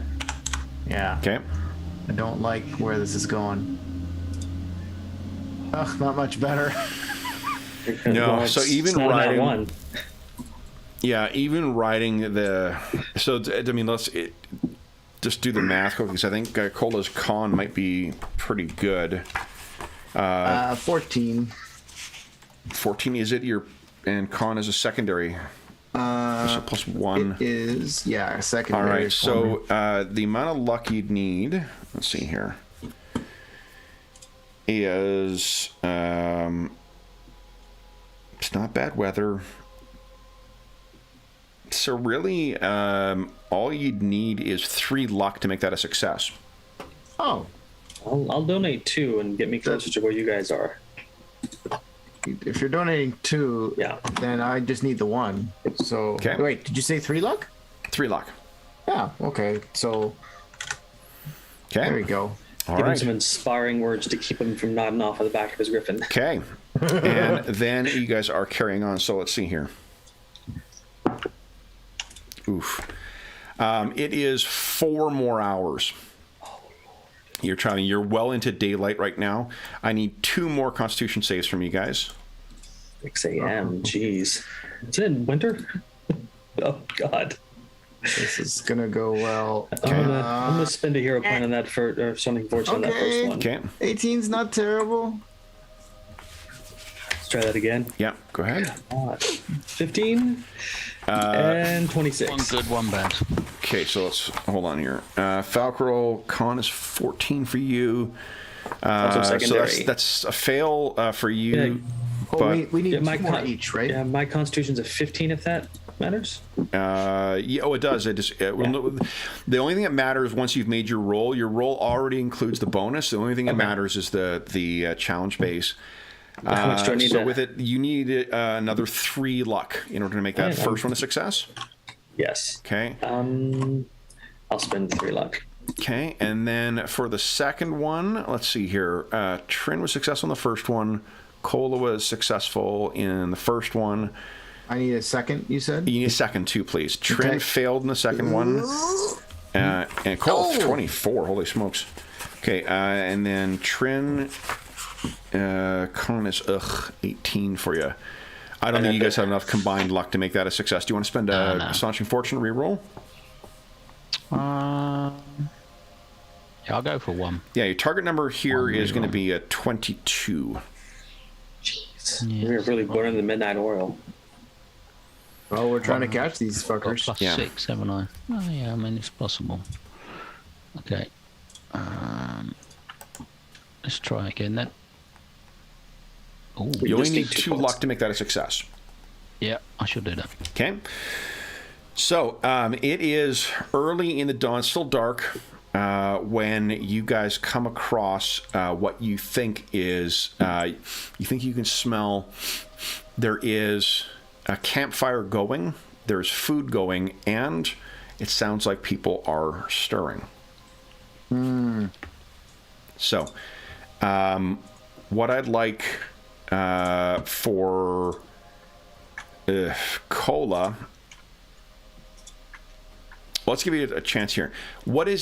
Are you guys making any effort to try and have someone up front to be like, one thing you guys did not tell me is that you were intending on having someone sneak ahead so that they wouldn't be, as you're tracking, you wouldn't hear like the accidentally dwarf. stumble on them. Yeah, exactly. They wouldn't have to hear the dwarf. What I'll let you do. I think Cola probably would not be. I would be bringing up the rear. I don't think it would make sense. Well, I assume Falcor would have to be at the front to do the tracking, wouldn't he? He would. What I'm wanting to know, which Trin, you can't update your token? I just can't. Yeah, I just can't take off the hero point or the luck points for some reason. Oh, you know, hold up. I don't know why. Unless I just need to refresh them. No, it should be. Yeah, you should be able to do that. Represents character controlled by a character. Sometimes you got to refresh the browser. Yeah, let me just refresh. Yeah, that's weird. So all the permissions are set properly for you. As far as the happened before. being up front or not, I'm going with the way the rolls were going. We're kind of lagging behind and maybe not thinking as clearly as possible. So I'd leave that up to you if we. Well, here's what I'll also let you do. that. I will let you spend a point of astonishing fortune to edit this, to basically edit the scene and tell me instead. Oh, and here's our strategy for keeping the noisiest fucker at the back. Oh, Might need my hair point. I've only got the one. Yeah, and we're all going to be down just to one. So. That's about. No, okay. I will. Oh boy, I'm gonna rely on you guys. I will spend it. Okay. Oh. Okay. No, because John, I think because it makes it. We need to be careful with this. If we, like, because trust me, even the four of them are going to be a handful. We need to have the element of surprise here for us to be able to have, like, for this to go, or hopefully go well. So. Then what I'd like is for Falcarol to kindly give us a dexterity check, please. Dexterity check. 19. 19. Okay, so I think. Let's see here.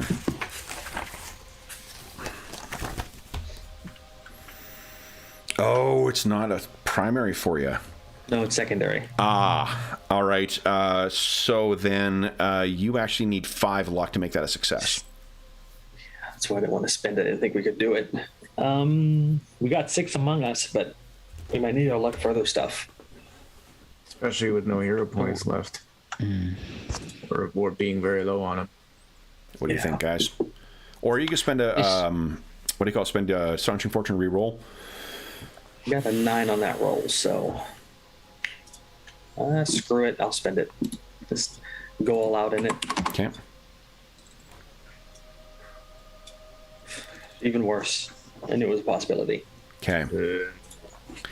So Falcarol, you make your way up towards where you're following the tracks, and what I will tell you is that while they did not do a good job of hiding the tracks, they have done a pretty damn good job of picking a location for camping. Where they've found is effectively like they've got at one side they've got a fairly tall chunk of granite outcropping. They actually have camping gear and stuff. Unlike, well, no, I think you guys in this, you have a tent again. Mm-hmm. Yeah, you're not making use of lean-tos. But you, give us a wisdom save, please. So what you hear is, as you're making your way along, you've got more closer to the mountain. The mountains are looming larger over you. You're feeling a little bleary, and then you hear the sound of the camp of everyone stirring, and then you hear kind of a, and then there's silence. I think we've been spotted, boys. Well, you're far enough ahead right now, because that if you look back, what do you say, Falcarol? I think they've spotted us. Prepare for battle. Okay. Why don't we take our mid-session break now, and then we'll come back and see what happens next. So, for those listening at home, we'll be back momentarily. I'm gonna die.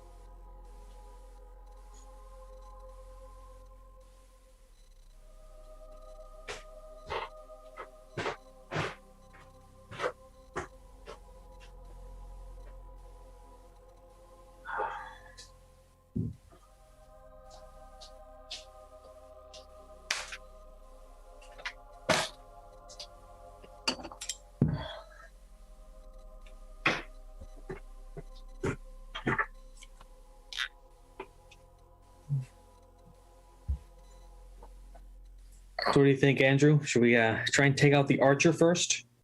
We should try to take out that mage first. Well, they may not show their face right away. Oh, this guy's pretty ostentatious. Flowing. The guy, everyone else looks like they've been through hell. This guy looks like he just came from like the palace court. His robes are clean. Like literally looks like he had done prestidigitation or whatever on himself right before we landed. That asshole doesn't like hiding at all. But who knows? Maybe you're right. But if we get a chance, I would say order of priorities, depending on opportunity and availability, would be the wizard leader dude, the archer, and the orc.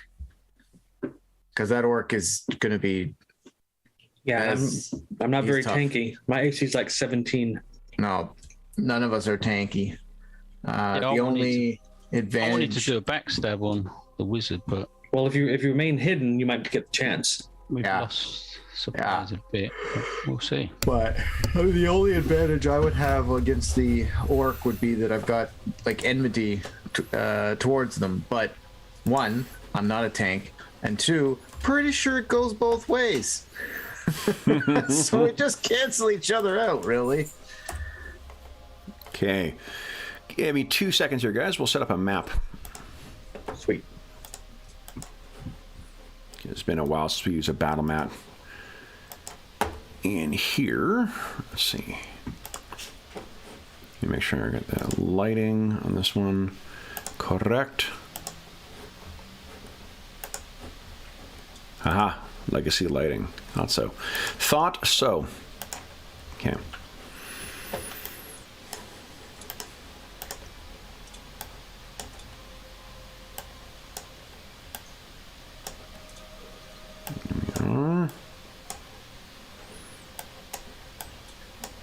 Cola.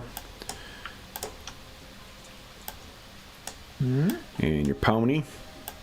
Oh, right, yeah.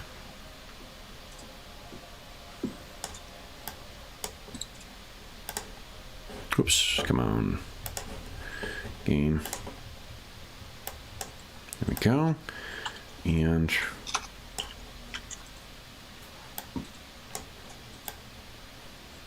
were you leading your falcon or your griffin along falcon? Not directly behind me, no. I would have been moving ahead. Okay. I'm assuming Cola would be leading the griffins, or at least having them near him. Okay. So I was picturing me at the point, Trid not too far behind, trying to stay sneaky. Okay. And then Cola taking up the back. Okay, you got it. I've got it set up as such.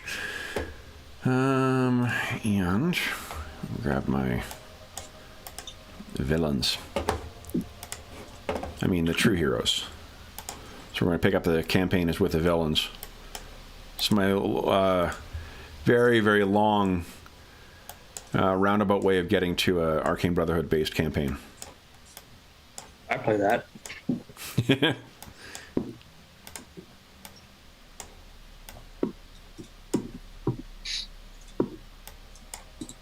Okay, now let me just get the health bar set up and then we're good to go here.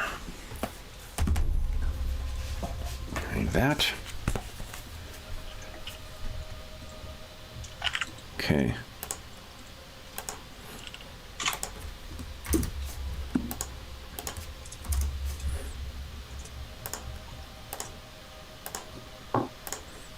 Did I? Oh, man. I tell you, that time spent when you first set up a game to set up so that the tokens all display the way you want them to be displaying is time well spent. My goodness. Pays off in droves. Yeah, and like there's so many campaigns where I forget to do that. Okay. There we go.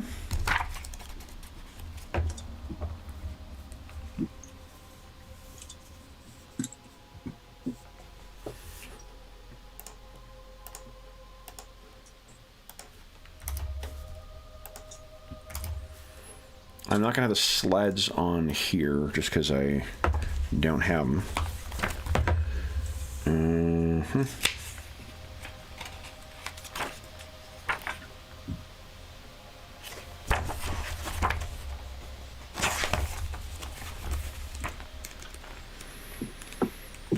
Actually, I think we do have a token for sleds, don't we? Yeah, We've last used time it I saw before. it, it was in the 3rd edition Barrow Maze. Right. Okay. And... Okay.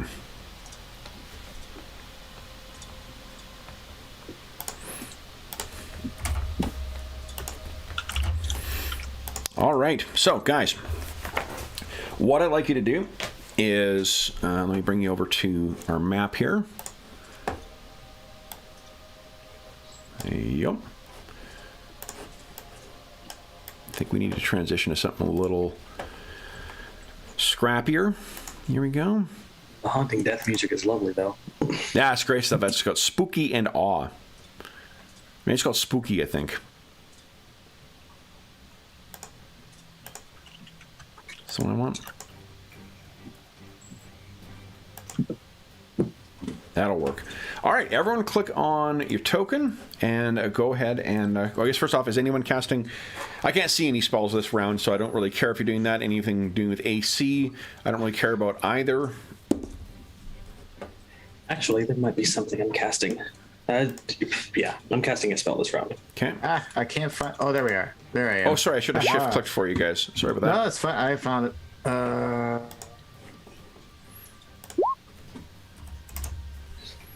Mr. Paul. Okay.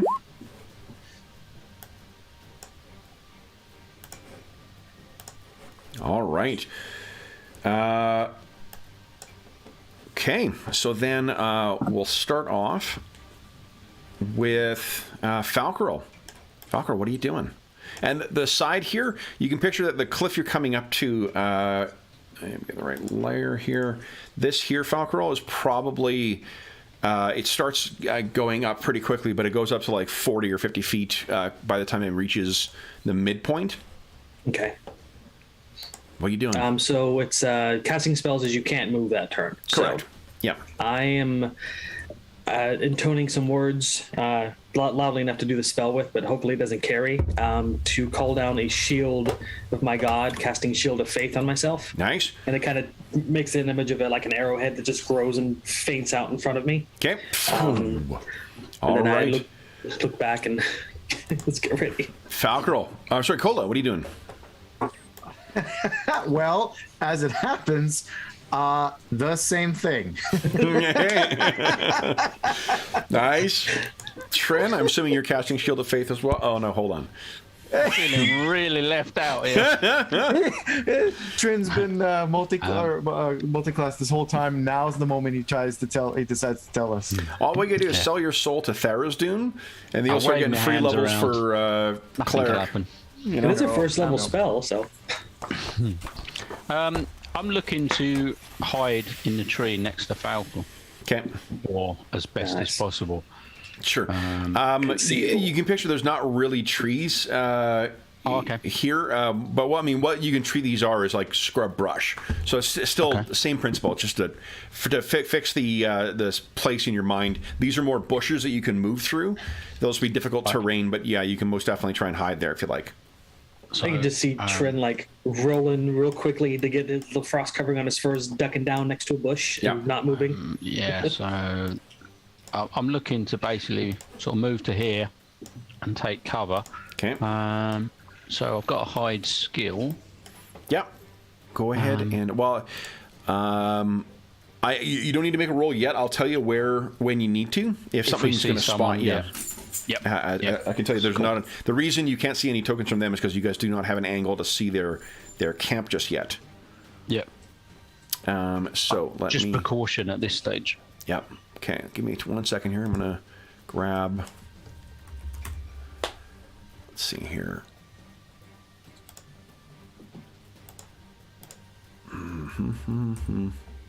Oop.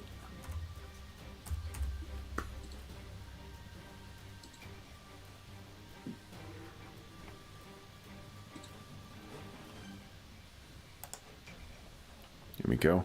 Not quite.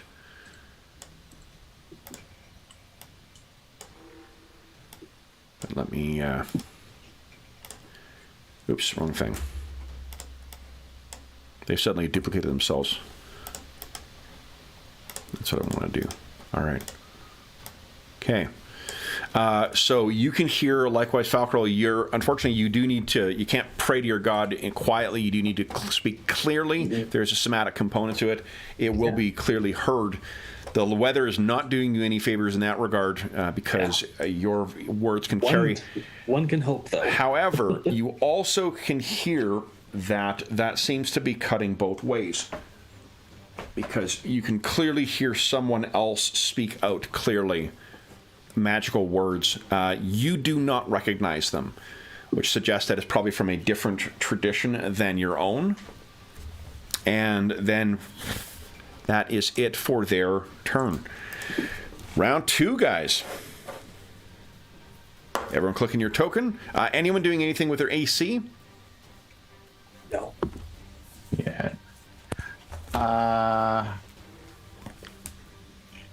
No. Nope. Then go ahead. Click on your token. Click on initiative.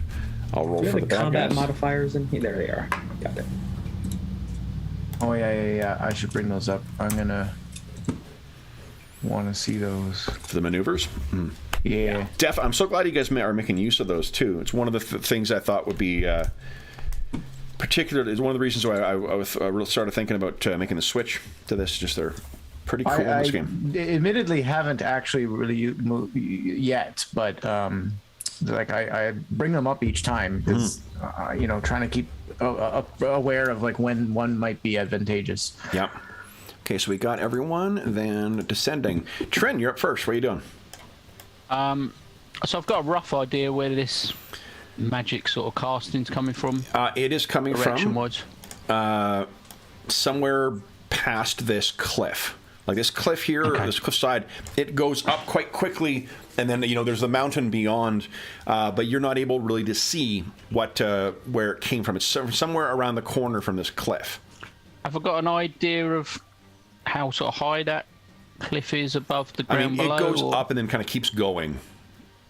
Right. So if I was sort of to sneak up here, do I think it'd be a long way down to sort of what was? It's going up by the time it reaches about here. It's about 50 feet up, and then it continues going up. But at this end here, probably like 4 or 5 feet up. Yeah, so it's quite low. So I'm looking to basically sneak to this cliff edge. Sure. So I think when you're sneaking, what you can move is, if you're moving and trying to move and hide at the same time. Let's see. You're level 6 right now, right? Yeah. Let's just look this up because this is the first time we've had to do this. Yeah, because I'm normally 30 foot, but... Yeah, so it means... Let's hear. Stop looking at Paladin, Madison. Rogue, here we go. Okay. Yeah. As King's looking for his magic missile fix. Half your speed up to your full speed, suffering a -5 penalty. But once you reach level 3, where is it here?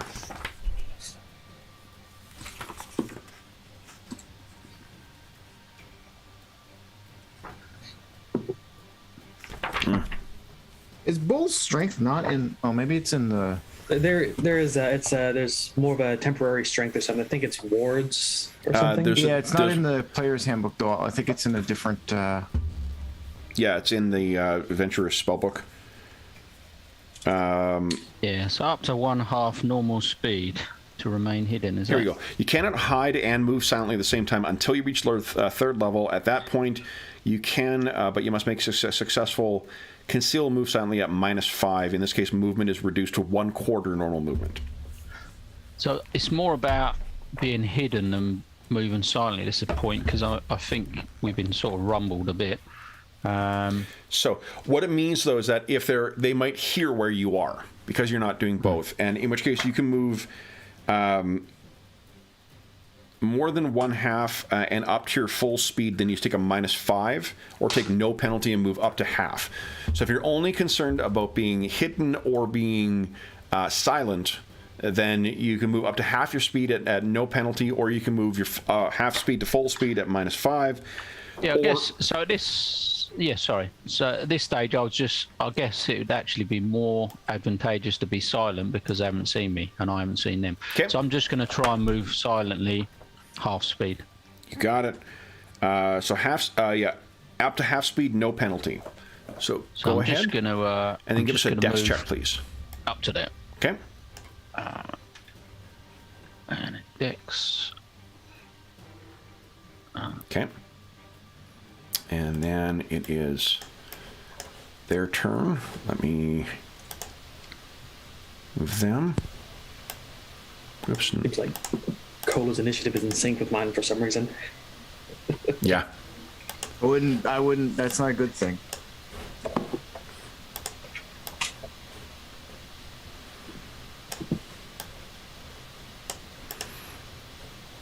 We go.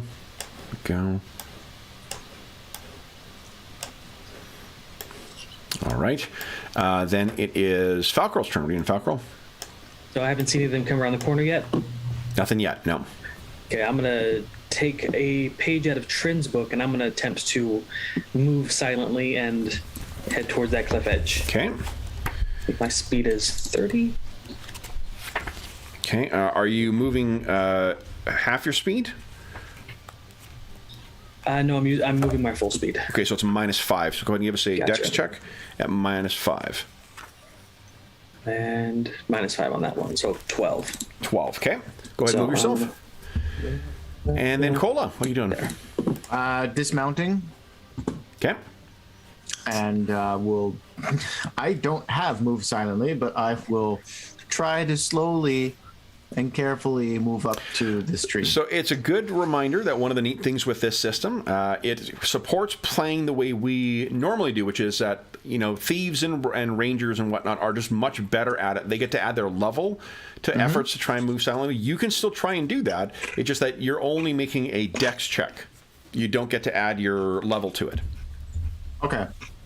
So, and if you're I'll do moving a your dex full check speed, and it's another minus- -5 on top of that. So, then maybe we'll just move. well, yeah, only, whatever. That's why I put only 20s on here. these dice, right?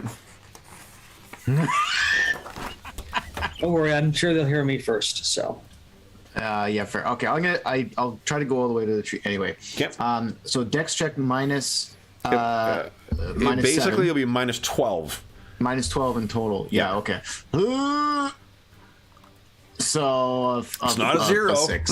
It's not It's a not a 0. 0. It's probably not a success, but it's not a 0. I mean, I already So- cast my Silverbeard, so it's Yep. like they know I'm here. Yep. So So you're making your way along. All right, and that brings us to the end of round 2, guys. We're on round 3. Anyone doing anything of interest? If not, so you don't need to tell me no. If you're not doing anything that involves your AC or you're casting a spell, just click on your token, roll initiative. And I will roll for bad guys. Okay. Oh, Cola. Yeah, great roll. Okay. Okay, guys. Then, descending, we're up with Cola first. We doing Cola? oh, damn it. I didn't expect to roll that well. I've got food in my mouth. Well, you're simulating how good of a job you're doing hiding. Nothing but the most, expensive ADR effects for this campaign, I tell you. Walking sound effects. Just have those eyes twitching towards the We sky. were talking guys, I'm earlier just about the gonna stay terrific back here. sound design in the Sandman TV series. It's got nothing on Andrew's role playing. Okay. Oh, I scored a 10 on my quiet dex Okay. check to keep moving along. He's improving. All right. Unfortunately, Getting better. you're not hiding. You're just moving quietly. Yeah, I'm not hiding. I'm just trying to move as quietly as I can. Falco, what do you got on offer? This time I'm going to attempt to. Can I hide and move silently and go like quarter speed? I don't think you can. Only rogues can do that, but let me double check. You took levels in rogue, right? No, I but don't. I am an elf, a health elf. Doesn't help you. They get some cool stuff. Not this cool stuff, though. So who gives a shit? Let's see. I might be wrong, though. Let me check and see if a ranger also gets to do that outside. You may get that at like a later level.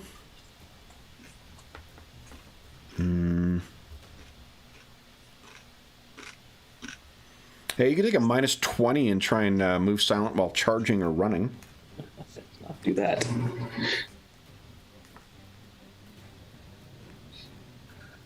Yeah, I think it's only in wilderness areas I get this bonus, so. Yeah, you actually can't do that. You're either only rogues can do both. That's cool. Oh, okay, cool. Well, I'm gonna. Wait. I misspoke. -10 for you. There's the balancing factor. Well, no, I haven't seen them yet. I don't think they've seen me, so I'm gonna just move silently. No, hold on. You can't. It's -10 is if you're spotted and trying to conceal yourself. At level 5, so it's basically you get the same ability, but 2 levels later than what a rogue does. Okay. Well, I'll go half speed, so I don't have to take a penalty. Or it's quarter speed, actually. So if you're doing both, it's quarter speed. Yeah. Okay. So that's just 2 squares. Okay. I'll try and get there. Yeah. And then Give us a dex check. let's check. Nice. Okay. Trin Stainpaw, what are you doing? Yeah, I am moving silently once again towards the cliff edge. Okay. So half speed. So just give us a dex check. Let's give it a dex check. Nice. Okay, and then I'll move my baddies here.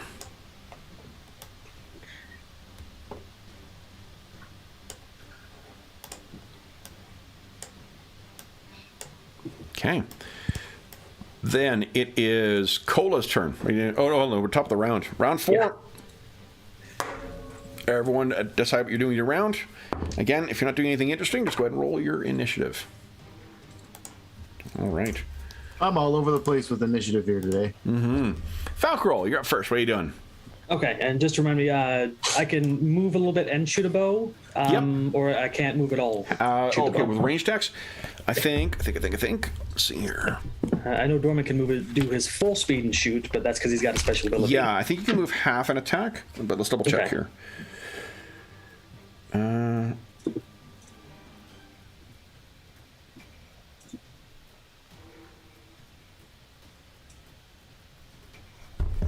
It's probably under movement in the combat round. Here we go. An attacker can move 1/2 and still attack. There's no distinction made between ranged or melee. Okay, well, I'm going to move close enough that I might be able to see over the edge as I knock an arrow in my bow. Okay. Do I see anything? Because of where you are, you can't see anything still. Okay, I'll keep moving the rest of my half movement. That means you cannot attack this round then. You said I can move half and then attack? But you can't if you let's see. Yes, that's right. Go ahead, make your move. Okay, yeah, so I'm right there. So that's 15 feet, half my movement. Yeah, unfortunately, Nothing? you still can't, because look where the straight line is in the direction. Oh, I don't know. I can't see them at all, so. Well, that's what I'm saying. Like, you look where. I don't even know where they are on the map. Are they over this way? Yeah. Okay, so That's yeah. where you hurt. Yeah. So I think what you can see a little bit of. Yeah, I was thinking maybe if they're coming this way, I might spot one, but. Okay, here we go.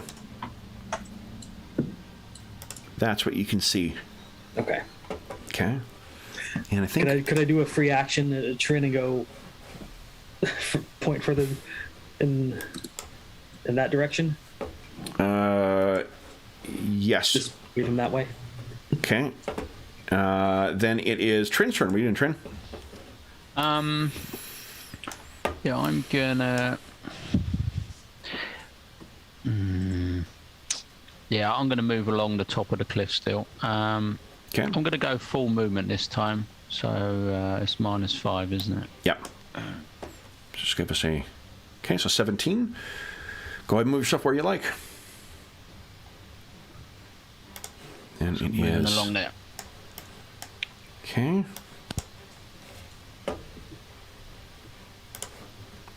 Bad guys get to act. Then it is Cola. Same deal. So let's see if I can. I'm getting better Pretty each good. time. You're learning. Yeah. If I step in their footprints, I make less noise. Okay. Yeah. And that is the end of the round, guys. Everyone decide what you're doing next round. Round 5. I am casting a spell, Okay. and it affects AC. Okay. Well, it's only when the maneuvers affect AC. Spell right. casting, whether it Sorry. affects the AC or not, it Right. is the effect of the spell doesn't really matter. It's only the reason I need to know spells because It's if just there is for something, counter- yeah, yeah. others can potentially see what you're casting. Yeah. And the AC stuff is only because like often it will have an effect on whether you're bothering to roll initiative or whether I want to set charges. If you're charging in, that affects your AC, which means I can decide to set charge. Right. Right. Okay. All right. Then it is. That's everyone? No. Okay, Cola. Awesome. Rolled. Sorry. There we go. Me, sorry. Okay. Cola, you're up first. What are you doing? I'm for what it's worth, I don't know. I'm going to try it. Give an incantation, say a prayer, and cast protection from evil on myself. Okay. All right. And then it is Trin next. What are you doing, Trin? So I need to get eyes on these guys is my idea. So I'm going to move silently, only half move. Okay. But I'm going to move to here. So to right at try the and edge, right? Sort of climb right to the edge of the cliff and get Okay. a Give us a look, so I move can, silent check, please. No penalty this time. Nice. Okay. There are 2 tents that you can see up ahead, and they there is what you can see is the remnants of a camp. You can picture. I didn't put all the accoutrements and whatnot, but there's a camp that is going on there too. There's a small fire burning as well, right up against the cliff face there. Then, bad guys get to go. Do I see any signs of any of the sledges or anything? Yes, both are there. Yeah. Okay. Okay. And then it is Falkrell's turn. Call back to when Falkrell was really reckless in his youth as an adventurer. He's going to stay behind the visibility of the cliff edge, but he's going to double move himself Okay. this direction and stop right there. Okay. So he can't see over it yet, but he's making noise. Okay. Okay. Then it is Cola's. Oh no! Then we're at the end of the round. Okay, so we're on to round 6.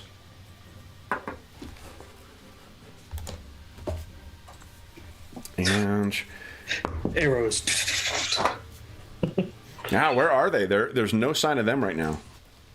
That's unsettling. Okay. So looks like we've got boom. Cola once again. Cola's the king of initiative, apparently.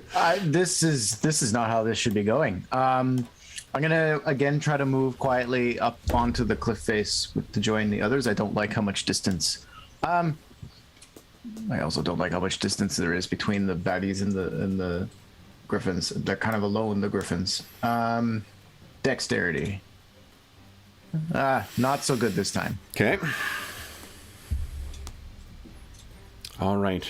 Then it is Trin. So what I can see at the camp, can I see the bodies that were on the sledges? Yes. Like Yep. they're still at the camp. They're still at the camp, and they look like they're set up next to a campfire or something. Talking like dead bodies? Nope, they seem to be alive. Wounded. Yeah. You can see their faces. They seem unconscious still, but But they're roughly next to the tents. yeah.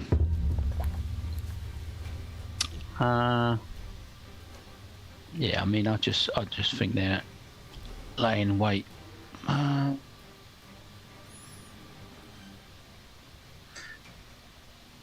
I could use the shadows of this rock face. Do I feel? to sort of hide in? You could, but you have no idea where, what eyes are on you. So, Yeah. But if you want to scramble down the rock face, just give us a climbing is. Unless you just want to drop down. Yeah, I don't know if I want to just do it because we've got the advantage of separation, which is an advantage and a disadvantage in some ways, I suppose. Okay. No, I'm gonna move silently once more. Okay. So let's continue along the cliff face. And there it is. So trying to find a book here. Okay. Then it is Falcarol. Okay. I'm gonna do a quarter move and try to hide and move silently. Okay. To get here, so I can kind of see down over everything. Okay. So you can see as go ahead and give us a check. Dexterity. Okay, so that's -5, right? Yep. So 18. 18. Okay. All right. And Peering down from the rock face. okay. Their bad guy's turn. Oh, I don't see them. Dang it. They must be hiding too. Okay. There's a fireball. We need one. Like, speaking of a fireball. Don't you worry. Okay.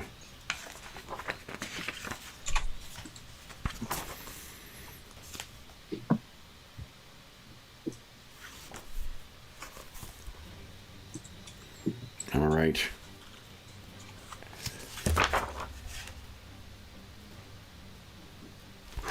Okay.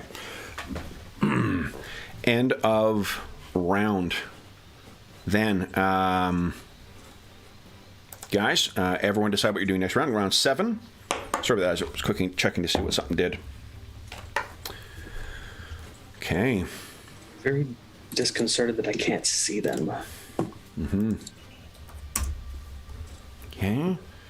Great. All right, so Trin, you are up first. What are you doing? Obviously, Falcon's shown no sign of seeing anything still, so He's scanning like a bird of prey over there. I'm going to climb down this rock face. Okay. Go ahead and give us a. Let's see here. Climbing is. Trin. Climbs Dex as well. It's a Dex check. Bases don't roll in that one. So it's not pretty, but you get yourself down. Is that half movement?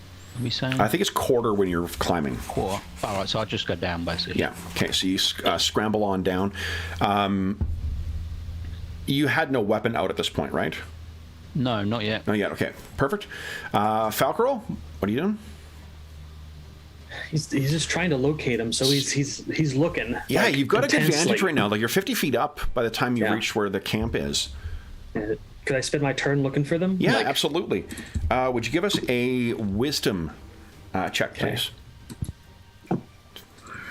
I'm one So you're with this looking nature. down. What you can see is because you're close enough right now.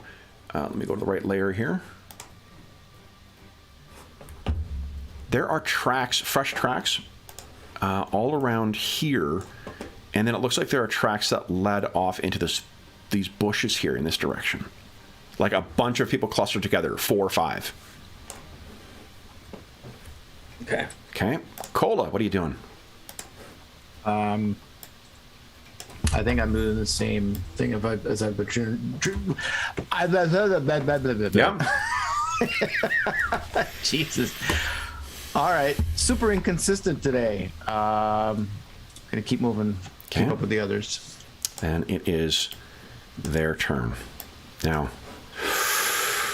we go on the wrong layer here.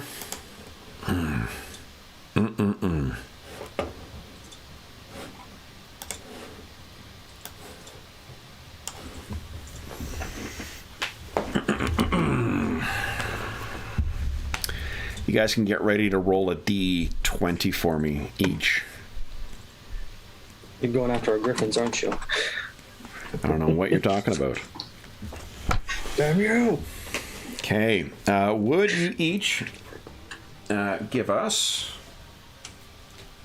a 1d20 plus 5 roll, please? Good one. Wait, hold on. I don't know what that was. Got my numbers backwards. Okay, and that's yours plus 7, not plus 5. Nat 20. Pretty good. Okay, so 27 in total then. All right. So that means, so actually only Cola gets a success on this one. Holy shit. Yeah. Well, NPCs start with a, yeah. This is a hard one. All right. So what you guys see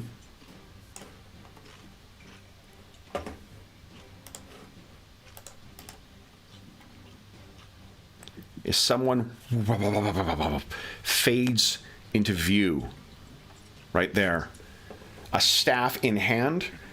This asshole. Gestures in the direction of your griffins, and there's a flaming bead that flies off in their direction. Only, what is your griffin's name, Cola? Stormwing. It's only Stormwing will take half damage from this. Everyone else takes full damage.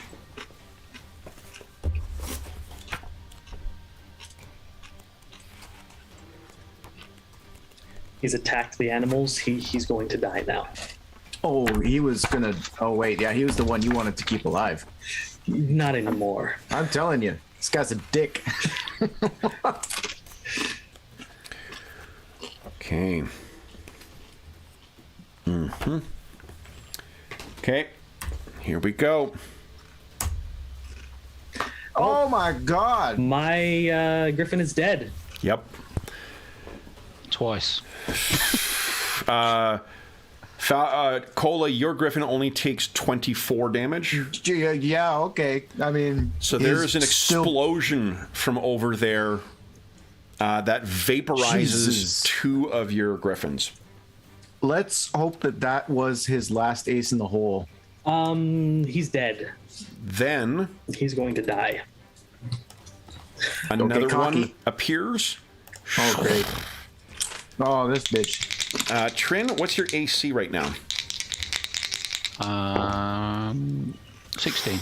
16. I need a dexterity save from you, please, against a target number of 15. I may have got a critical hit on you. Oh, no. You want to spend 4 luck? I doubt I've got 4 luck. Anyone else got luck, or they can spare me? He needs 2. I've got a point of luck. I can give him. How much does Trin have? I'll give him the 1 of mine and 1 of yours, so. I'll be out of luck. Yeah. Okay. I'm on 0. So then Yep. you just take max damage, which is going to be 6 points of damage. No, 8 points of damage. As an arrow. 2 arrows are shot from that woman that are there. So here, I forgot. I need one more thing here.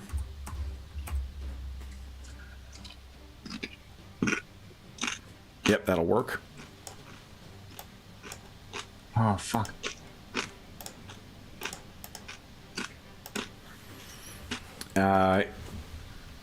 Rookdag, that orc appears. Yeah! And his boar.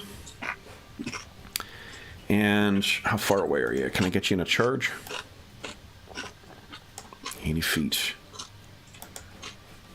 Charge, I don't think I can quite get to you. His charge requires double. So he is, and I'm moving through some difficult terrain.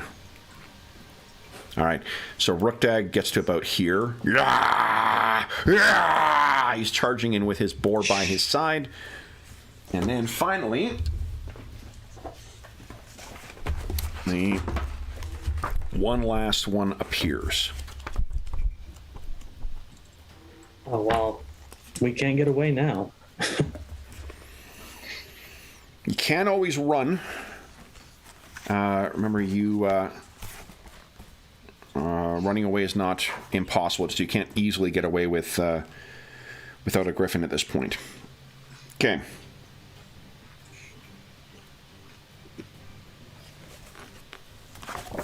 Then she...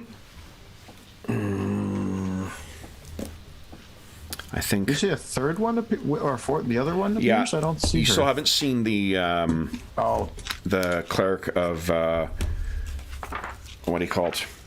Of the bitch queen. yes, of Umberlee. And what she casts is...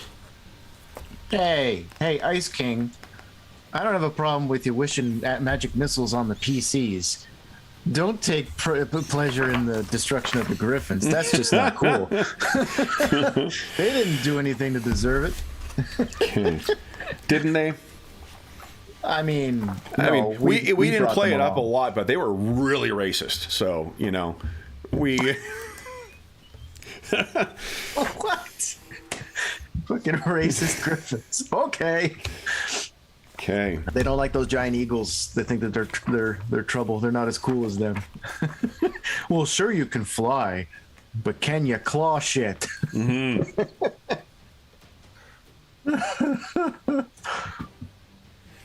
I think she's... Fried chicken. They were made to be roasted. Oh, Ice King. Very true. All right. That, guys, is the end of round 7. We're on to round 8. Everyone decide what you're doing with your round. Unless is anyone now? I can see Trin and Falcor. Falcor, you're not casting any magic? No. Can't. I am doing a called shot, however. Okay. And Shit. then it is... All right. Initiative there. Okay. I'm going to have to wait again. Okay. Oh, no. Oh, no. I mean, I'd rather that happen on an initiative roll than... All right. So, On me. villains are up first. John, I'm going to be slow no matter what Means, usually. So Asleg casts some kind of spell. The... Oof.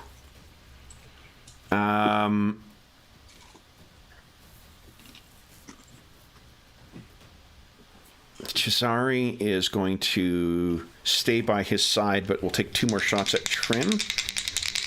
I'm sorry, Trin, what's your AC right now? 16. 16, okay. Fucking nat 20 again. Would you give us another dex save, please? Same thing. This is against a 15. Nice. Yeah, no problem. So another 8 points of damage. Then... I think she's going to hold her action until the end of the round. Then it is Falcoral's turn. We doing Falcoral? Falcoral he pops his head over and he sees as a griffin got fried. He just pulls out an arrow and he's cold shotting at Aslig. He's like, I'm going to hit you right in your heart, you son of a bitch. Okay. And how far is close range for a bow? Short range for, I think it's 100 and something. Okay, I get a bonus for being in short range. Cold shot gives me a -8 to hit, but does double damage. Okay. Or critical hit if allowed. Okay. Go ahead. And I get a +1 for being this range. Okay. So it's a solid 26 -8. 18. So 18. That goes wide. Oh, All right. So, and you say anything? no. Okay. Cola. I gotta get closer, so I'm gonna try to again move quietly and stay up on top of this cliff. Okay. No. Too distracted, too upset. Okay. I'm just moving up. Okay. Then Trin. Oh, I haven't gone with Rookdag. Shit, I'll do him at the end of the round. Well, I was going to say you probably have to do him now because he was going to clamber up the cliff. So I forgot. I'll give you the benefit if you're going to try and get up the. This is one of the benefits of the initiative. yeah, he was just going to try and clamber up the cliff. Give us a dexterity check.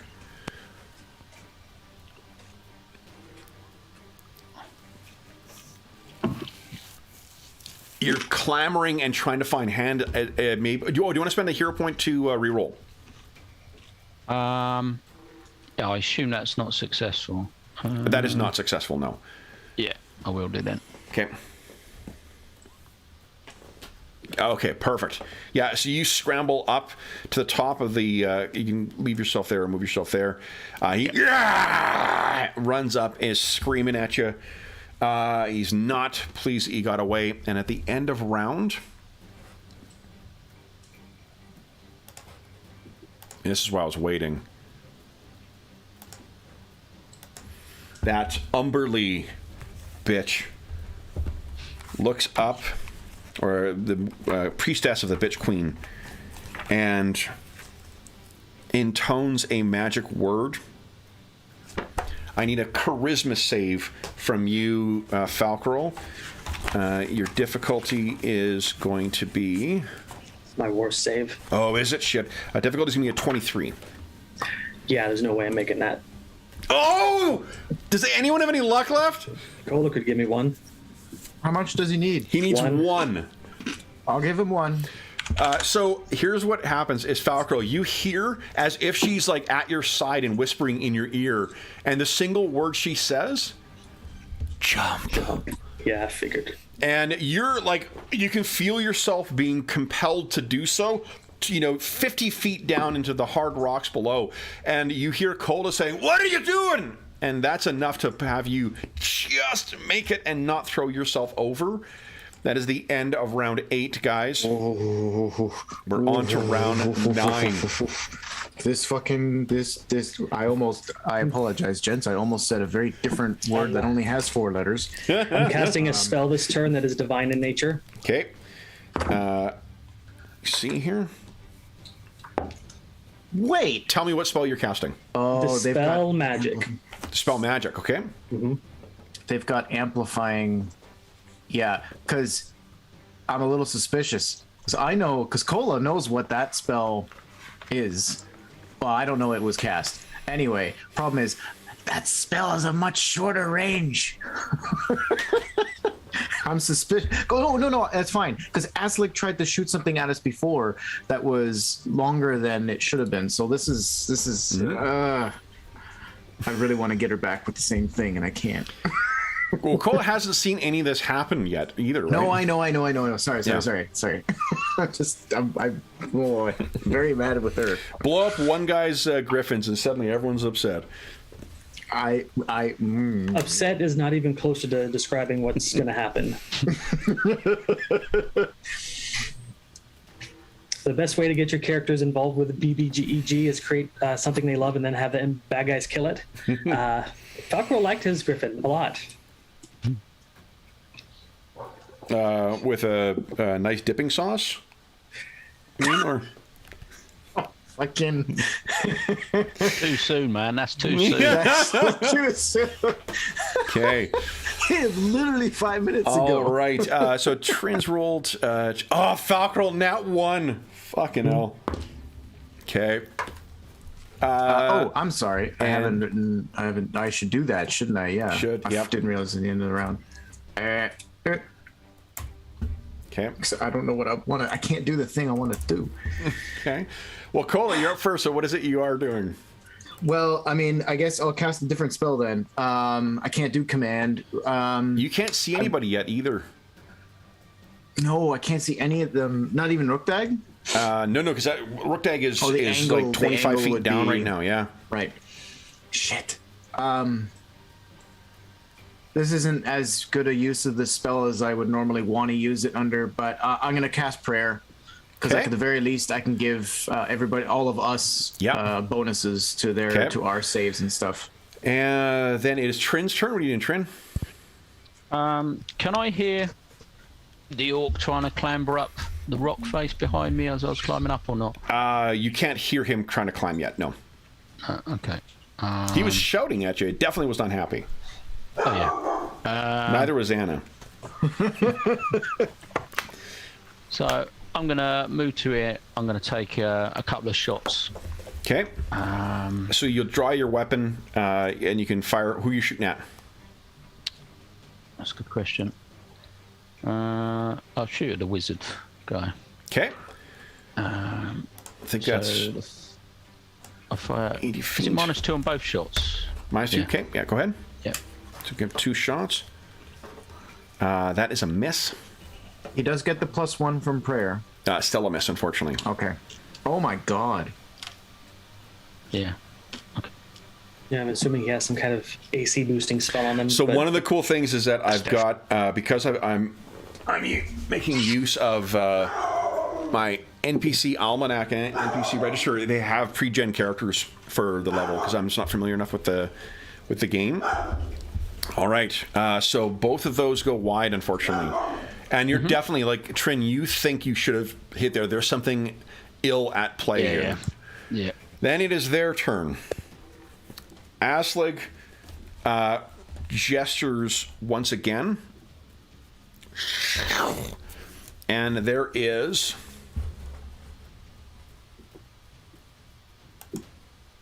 Where is it here?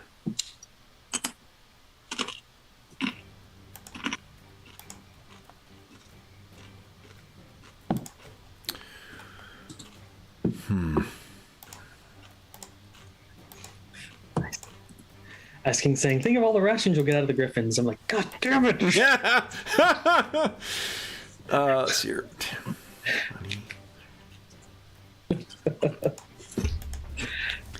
All right. Oh, I'm on the wrong layer. Hold up. What springs up in front of you? A huge wall of fire shooting forth waves of heat at you. Guess I'm changing my action. Okay. This isn't going to cause PTSD at all. Oh, it already is. Okay, so what... He was not supposed to have spells. Shit, there's no save here.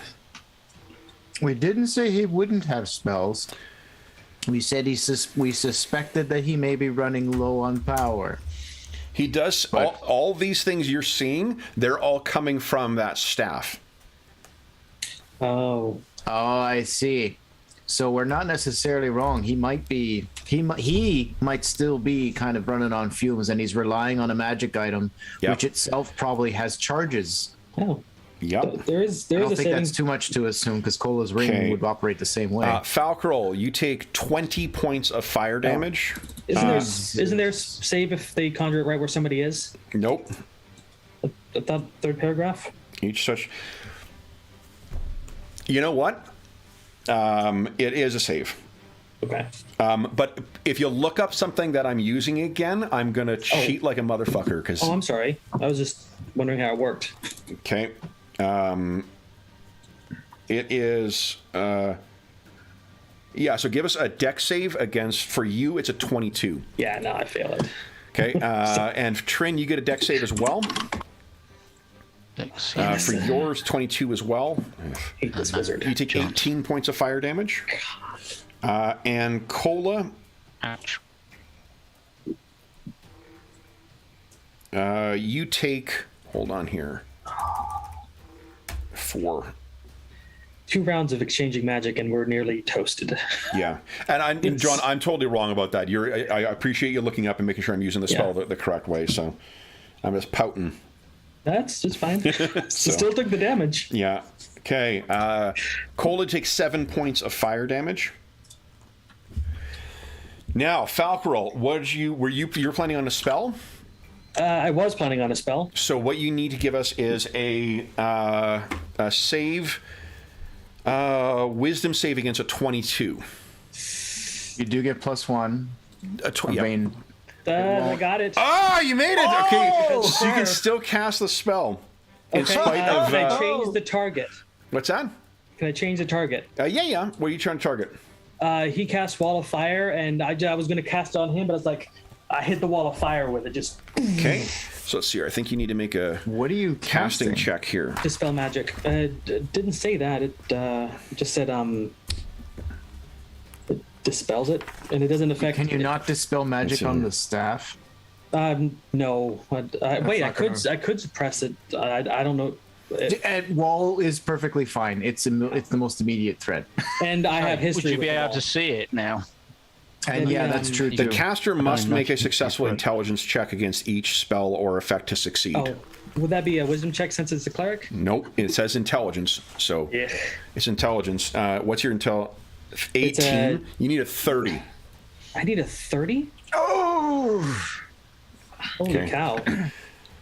Well, as Kevin said earlier, that's why they do put 20s on these dice. Yep. For a reason. Yep, crits are always successes in this game. So Come on, Solinar. now No, what? the exact opposite of what we need. Oh my god! Roll 20's like, fuck you. Oh my Yeah, I'm god! gonna take your griffins and your life, and now your spells. Well, in fairness, you took the spells away in that case. All right, so that was round 9, guys. We're on to round 10. Jeez. Now, I'm going to double check to see when I think Wall of Fire does damage. Let's see here. I'm definitely moving away from the wall if that helps. Yeah. Okay. Because 20 damage just for being next to it. Ugh. Yeah. Okay. It's a third of my hit points. So the damage comes.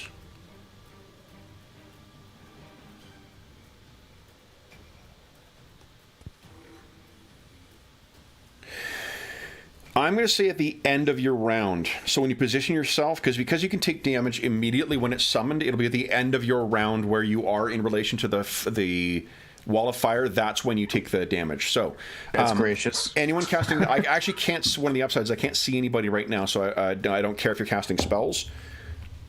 Okay. Casting I spells gotta move requires with- staying still. Ruckdag as well. Oh shit, that is one thing about CNC I will say that I'm not a huge fan of is you can't move and cast a spell. Well, you just need to be better at the game. I mean, it's literally the rules of the game. I can't. Okay, so then they are on a 6. All right. We got everybody? All right, then, guys. And now, our lone surviving Griffin, he can also act at this point, too, because he's just been hit with a fireball. He could definitely do something that, even if it's just instinctive. Just take flight and get away. Yeah, I would think. I mean, Kola can't communicate with Stormwing at this range or whatever, but Kola would hope that Stormwing would take care of himself and get the hell out of here. Yeah. Okay. That's like it's going to 1, 2. Emphasis There. on Aslig. There. Freaking- This guy. Ruckdag is now charging towards the remaining Griffin. Yeah! Try and kill it. And she is going to move back over here. Okay. Trin, what are you doing? I'm running away from the Wall of Fire. I remember running is triple movement as well. Diagonals don't count as anything beyond normal.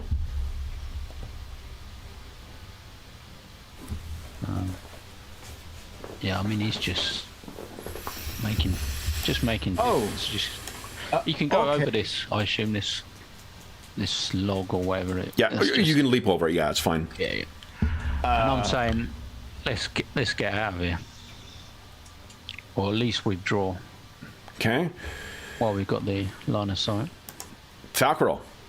Yeah, I'm running next to Trim. Just Okay. Trim, not full like.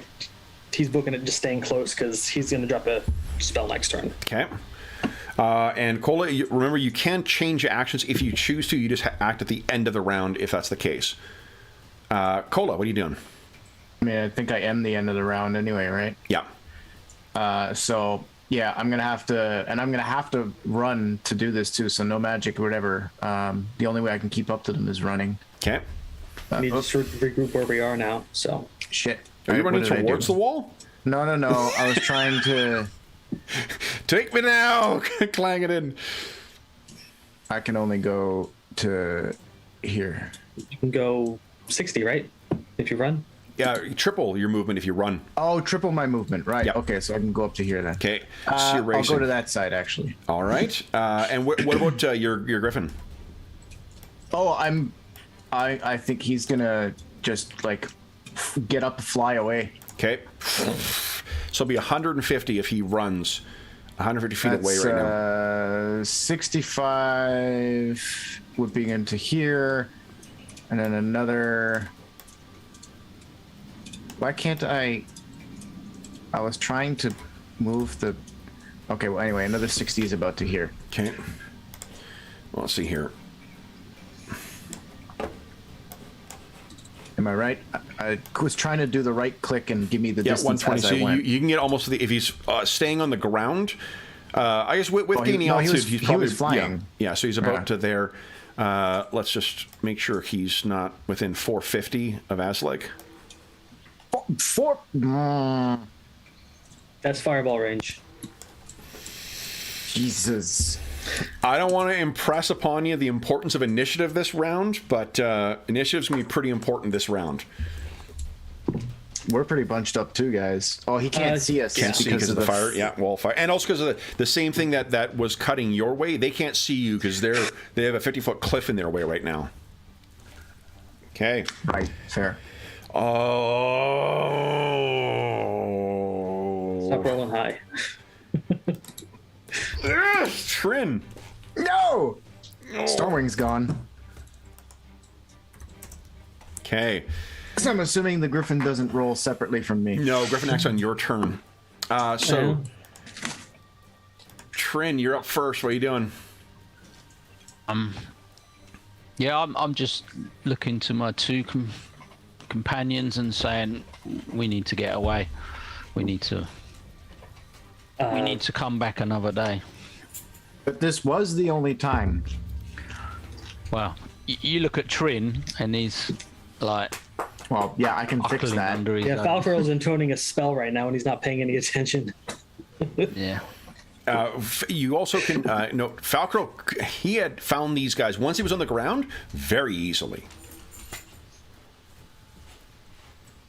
So Trin, Yeah, but they're only Yeah, gonna so be more I'm powerful. holding to see what. Can I hold to see what they do? And if they move only with until them? the end of the round. Yeah. Yeah. Okay. So you're waiting till the end of the round. If you spare a look back, Cola, what you see is a little flaming moat go up towards the fleeing griffin. Yeah. God damn it. Falcarel, what are you doing? I'm casting Healing Circle. Nice. As he winces when he hears the other explosion go off. Okay. He has not had a good time with fireballs. That's a 9 back to everyone. Everyone gets 9 points back. Cola, what did you have planned?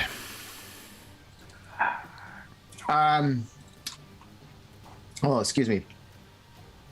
I'm gonna do the. Oh, wait a minute. I thought I can. Yes, I can swap it out. I'm gonna do the same thing. Okay. Healing circle. Yeah. Okay, go ahead.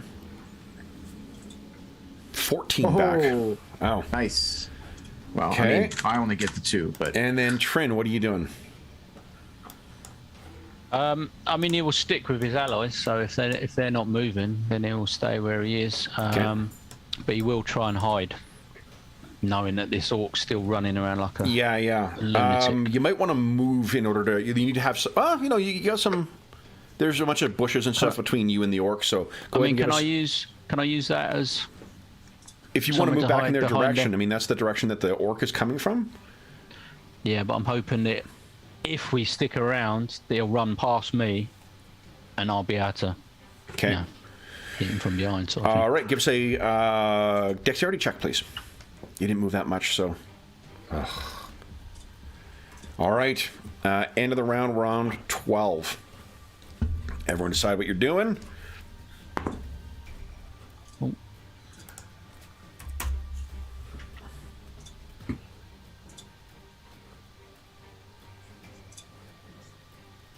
Okay. Jesus. Yeesh. All right. So we have Trin up first. What are you doing, Trin? Like I say, he's trying to hide and get into a position that if this orc runs past him, he's going to hit him as hard as he can. Okay. Well, you made your hide check for this already. Unless you're changing your location, you're stuck with whatever you rolled before. Which wasn't great. I think you may have a sense that it's not a great hiding location for hiding yet. Yeah, and it's really close to the wall. Yeah. little warm there. Yeah, you take damage within 20 feet of it too, I guess. So that. Yeah. If I move down to there, Yeah. and I sort of try and hide better. You can try, yeah. Yeah. Okay. Exactly the same, I think. Yeah. All right, then it is too big for their the wall. turn. So, I think you're going to have some cover here, but he sees where you are. Okay, I'm going to take a penalty here. He hurls a javelin at you. Ugh, it's 27, so that's a hit. You take 10 points of damage from this thing scraping across you. His boar then screeches, and 2, 3, 4, 5, 6. Yeah. Rears up over and tries to hit you. He's got a penalty to his AC, that boar.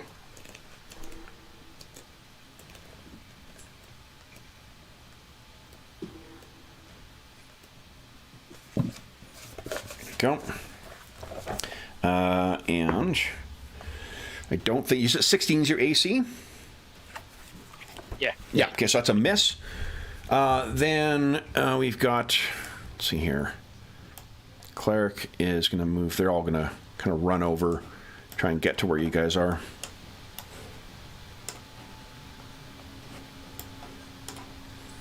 And then Oh shit! They can see us. Falcarol. What are you doing? Can I see the wizard, or is he just below the cliff edge? I think he's just below the cliff edge. Sorry, I positioned him, but he's about here right now. So would he have cover if I shot him? Most definitely. You're shooting through all that bush. I mean, you still got the +1. I know, but last time I tried to shoot him, the arrow was just. I was going to say, there's better targets probably. Unless he got another fireball. I'm gonna go for their archer. Oh, yeah. I'm gonna pop 2 arrows at her. Okay. So these are at a -1 because of prayer. Okay. Okay. She's hit twice. Go ahead and roll damage. And, is she in close range? No. I get a 50% increase in close range. Well, so close range in this, though, is like half of your range of your weapon, isn't it? It's 120 for a longbow, right? Because I can exchange the range of my missile attacks by 1.5. Hold on. Standard range is what I mean. Let's see here. It's just a matter of a +1 damage. Longbow's 100 foot, it says in the equipment list. Within standard range, yeah. What's the range of it? She's in 100 feet, so she's still within normal range. Okay, so go ahead and roll damage.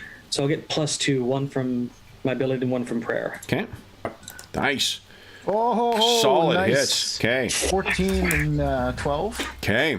15 and 13. 15, 13. Yeah. And then Cola. Oh shit. Shit. I actually don't know about the range on this. Because if we're still sticking around, I did not anticipate that. I was about to get ready to go, but I tended to shoot the hog, but then these guys came around the corner. I was like, changing targets. Oh, the range on these is so okay. Anyway, we're on a big map. It's fine. God damn it, guys. Okay. I fuck. I'll throw my returning axe at the boar, I guess. Yeah, go ahead. Because I didn't anticipate this. That is a miss. Yeah. Okay, but back in your hand. All right, end of the round. Round 13. Anyone casting any spells this round? Nothing that's gonna.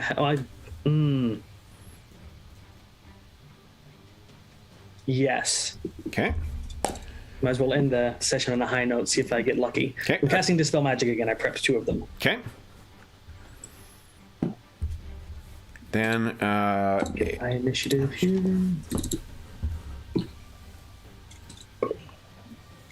nice, Trin. Nice, Falcrel.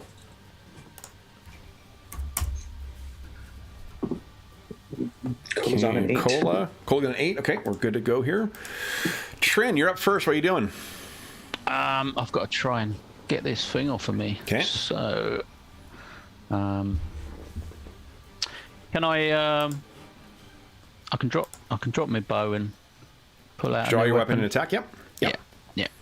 So I'll try and hit it with a staff. Oh, a solid hit.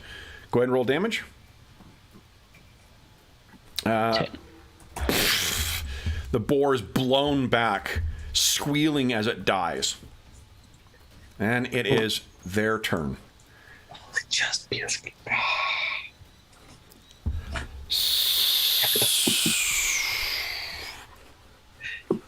I need a minute. dex save from everybody, please. Yeah, there's this 3rd fireball. God. Magic items are awesome.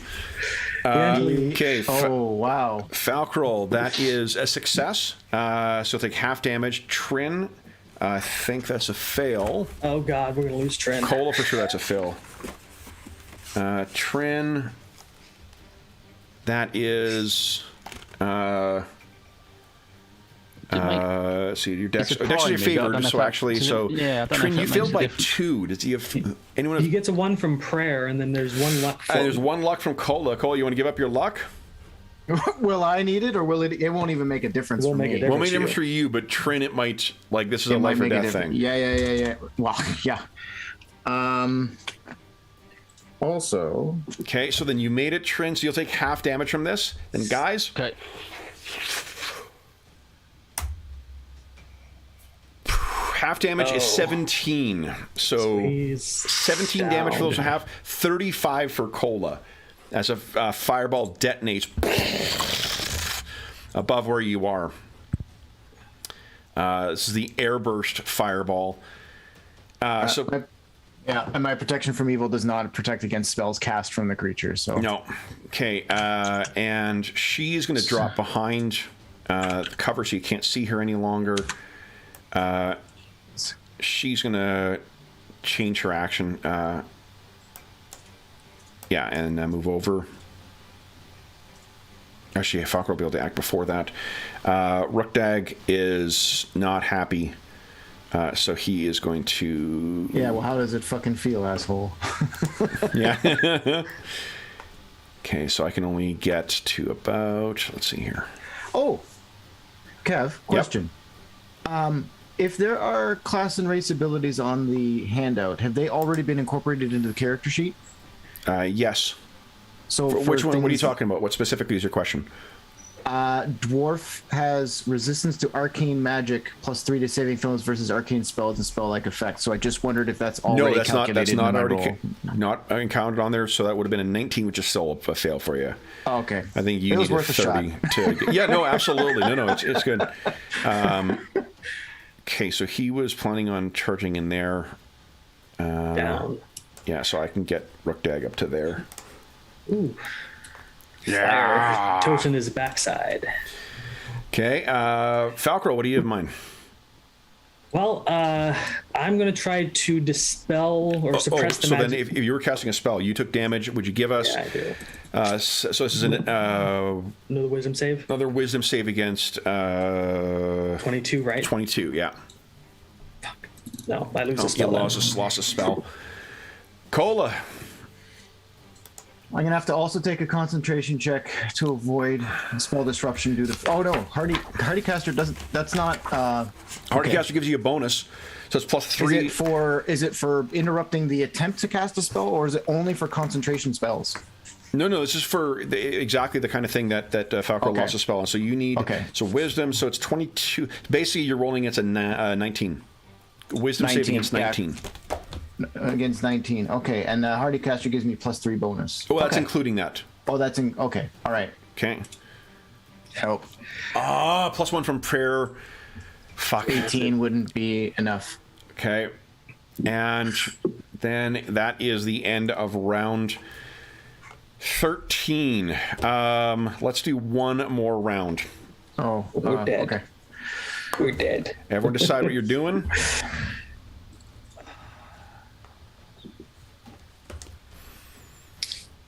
Switching to my halberd. I don't think it's battle ready, so that would take my action, right? It's your halberd you can't have as a battle ready. No, there's not anything. Okay, so I'd have to spend my turn getting it out. Yeah. That's what I'll do. So guys, remember, you guys have outmatched a lot of your adversaries for a long time. Mm-hmm. You know, what happens if you get hit with one more fireball? We've lost Trin at this point if we run away.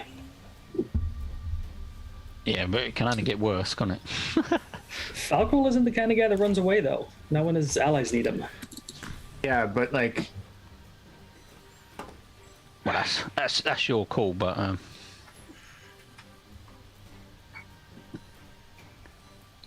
Well, I'm not saying leave Trin behind, but dropping your bow. I'll leave it to you guys to decide. Okay, I see what you're getting at. Just because if the exact same thing happens from where it was, he didn't have to see you. He did an airburst over you. Okay. how many fucking charges does this staff have? I don't want to use metagame knowledge, so. No. I'm wondering. I'm not actually trying to speculate. I've got an idea of like total limit, and the total limit is not good for us. So, yeah, it's not even worth. okay, I won't drop my bow, but I'm not running. Okay. Here we go. Then, guys, sorry, have you rolled initiative yet? No. Okay. I did. I'm dead anyway. Well, actually, fortunately,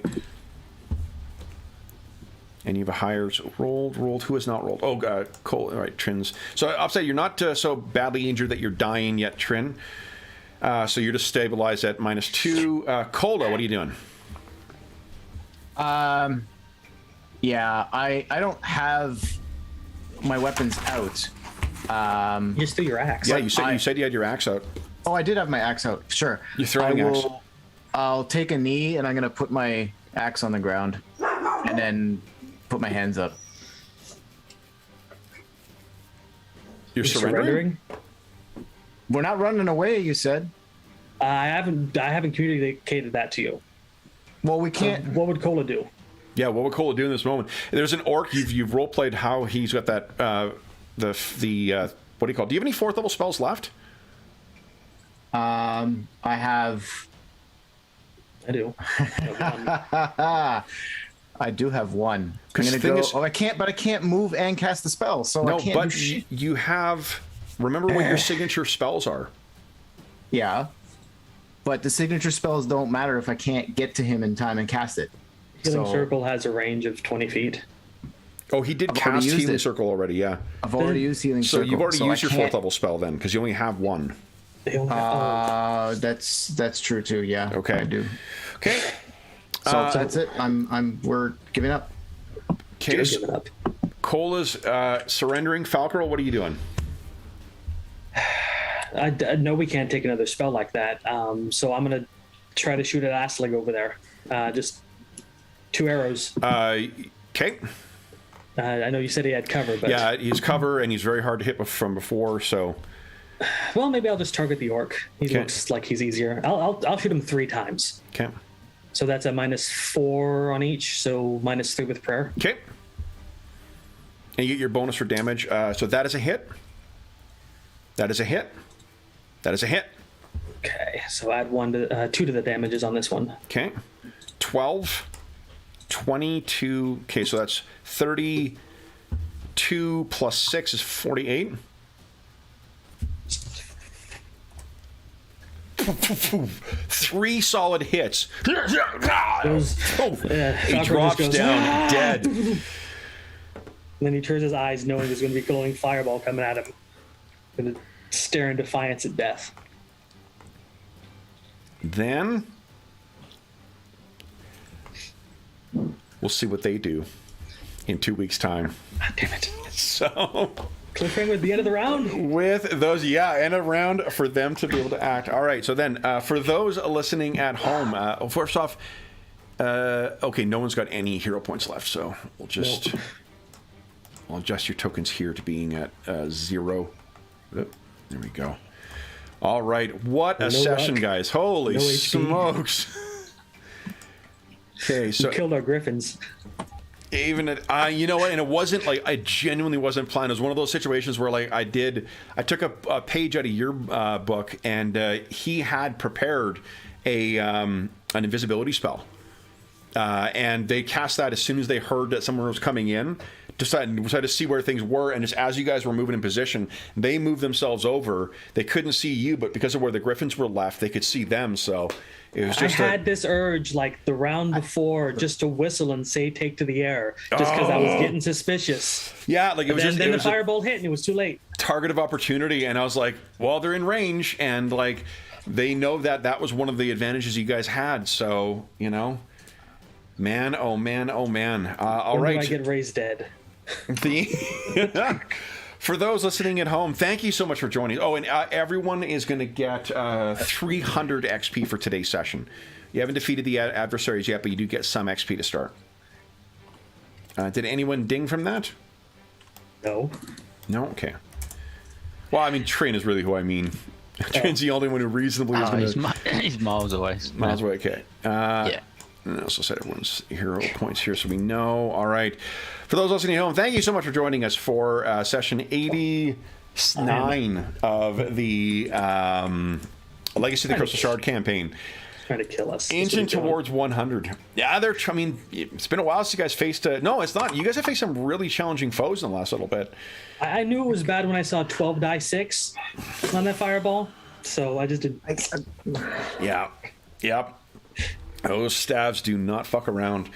So, as is always the case, if you have any comments, questions, or concerns regarding the session, the campaign, or the game we're playing, please don't hesitate to leave a comment in the comment section down below, and I'll endeavor to reply in a timely fashion. In addition, there's a link down below to the Dungeon Musings Discord server where all of us are active.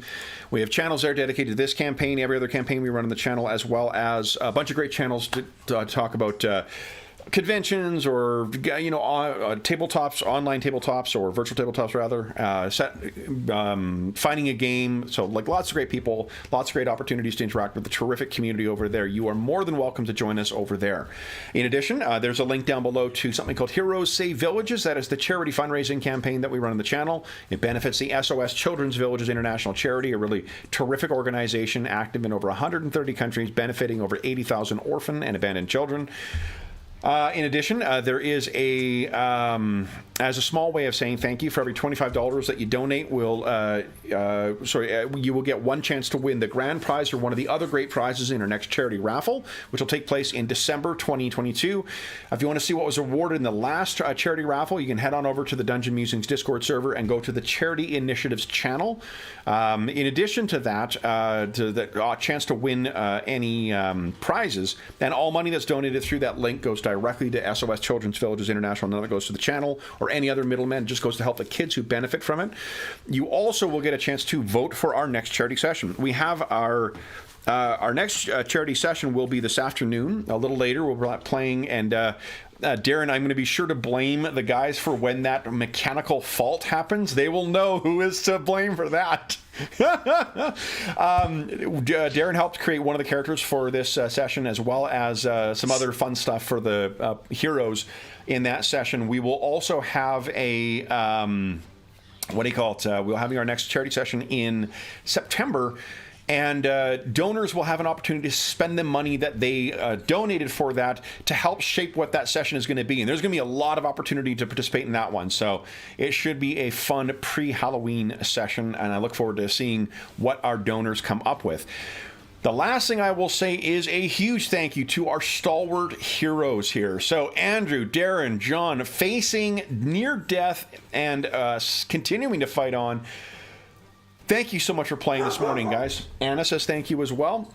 Otherwise, we will be back in the Icewind Dale to see what happens to our stalwart heroes. You guys are going to start sending some emails to Dave and to Brandon, to Freaking Hobbs. But we'll be back again in 2 weeks' time to see what happens with our heroes. Until then, we hope that we gave you a few hours to take your mind off the troubles of our world and think about the troubles that our heroes have uncovered in the Icewind Dale. Until we see you again, stay safe, stay healthy, and happy gaming.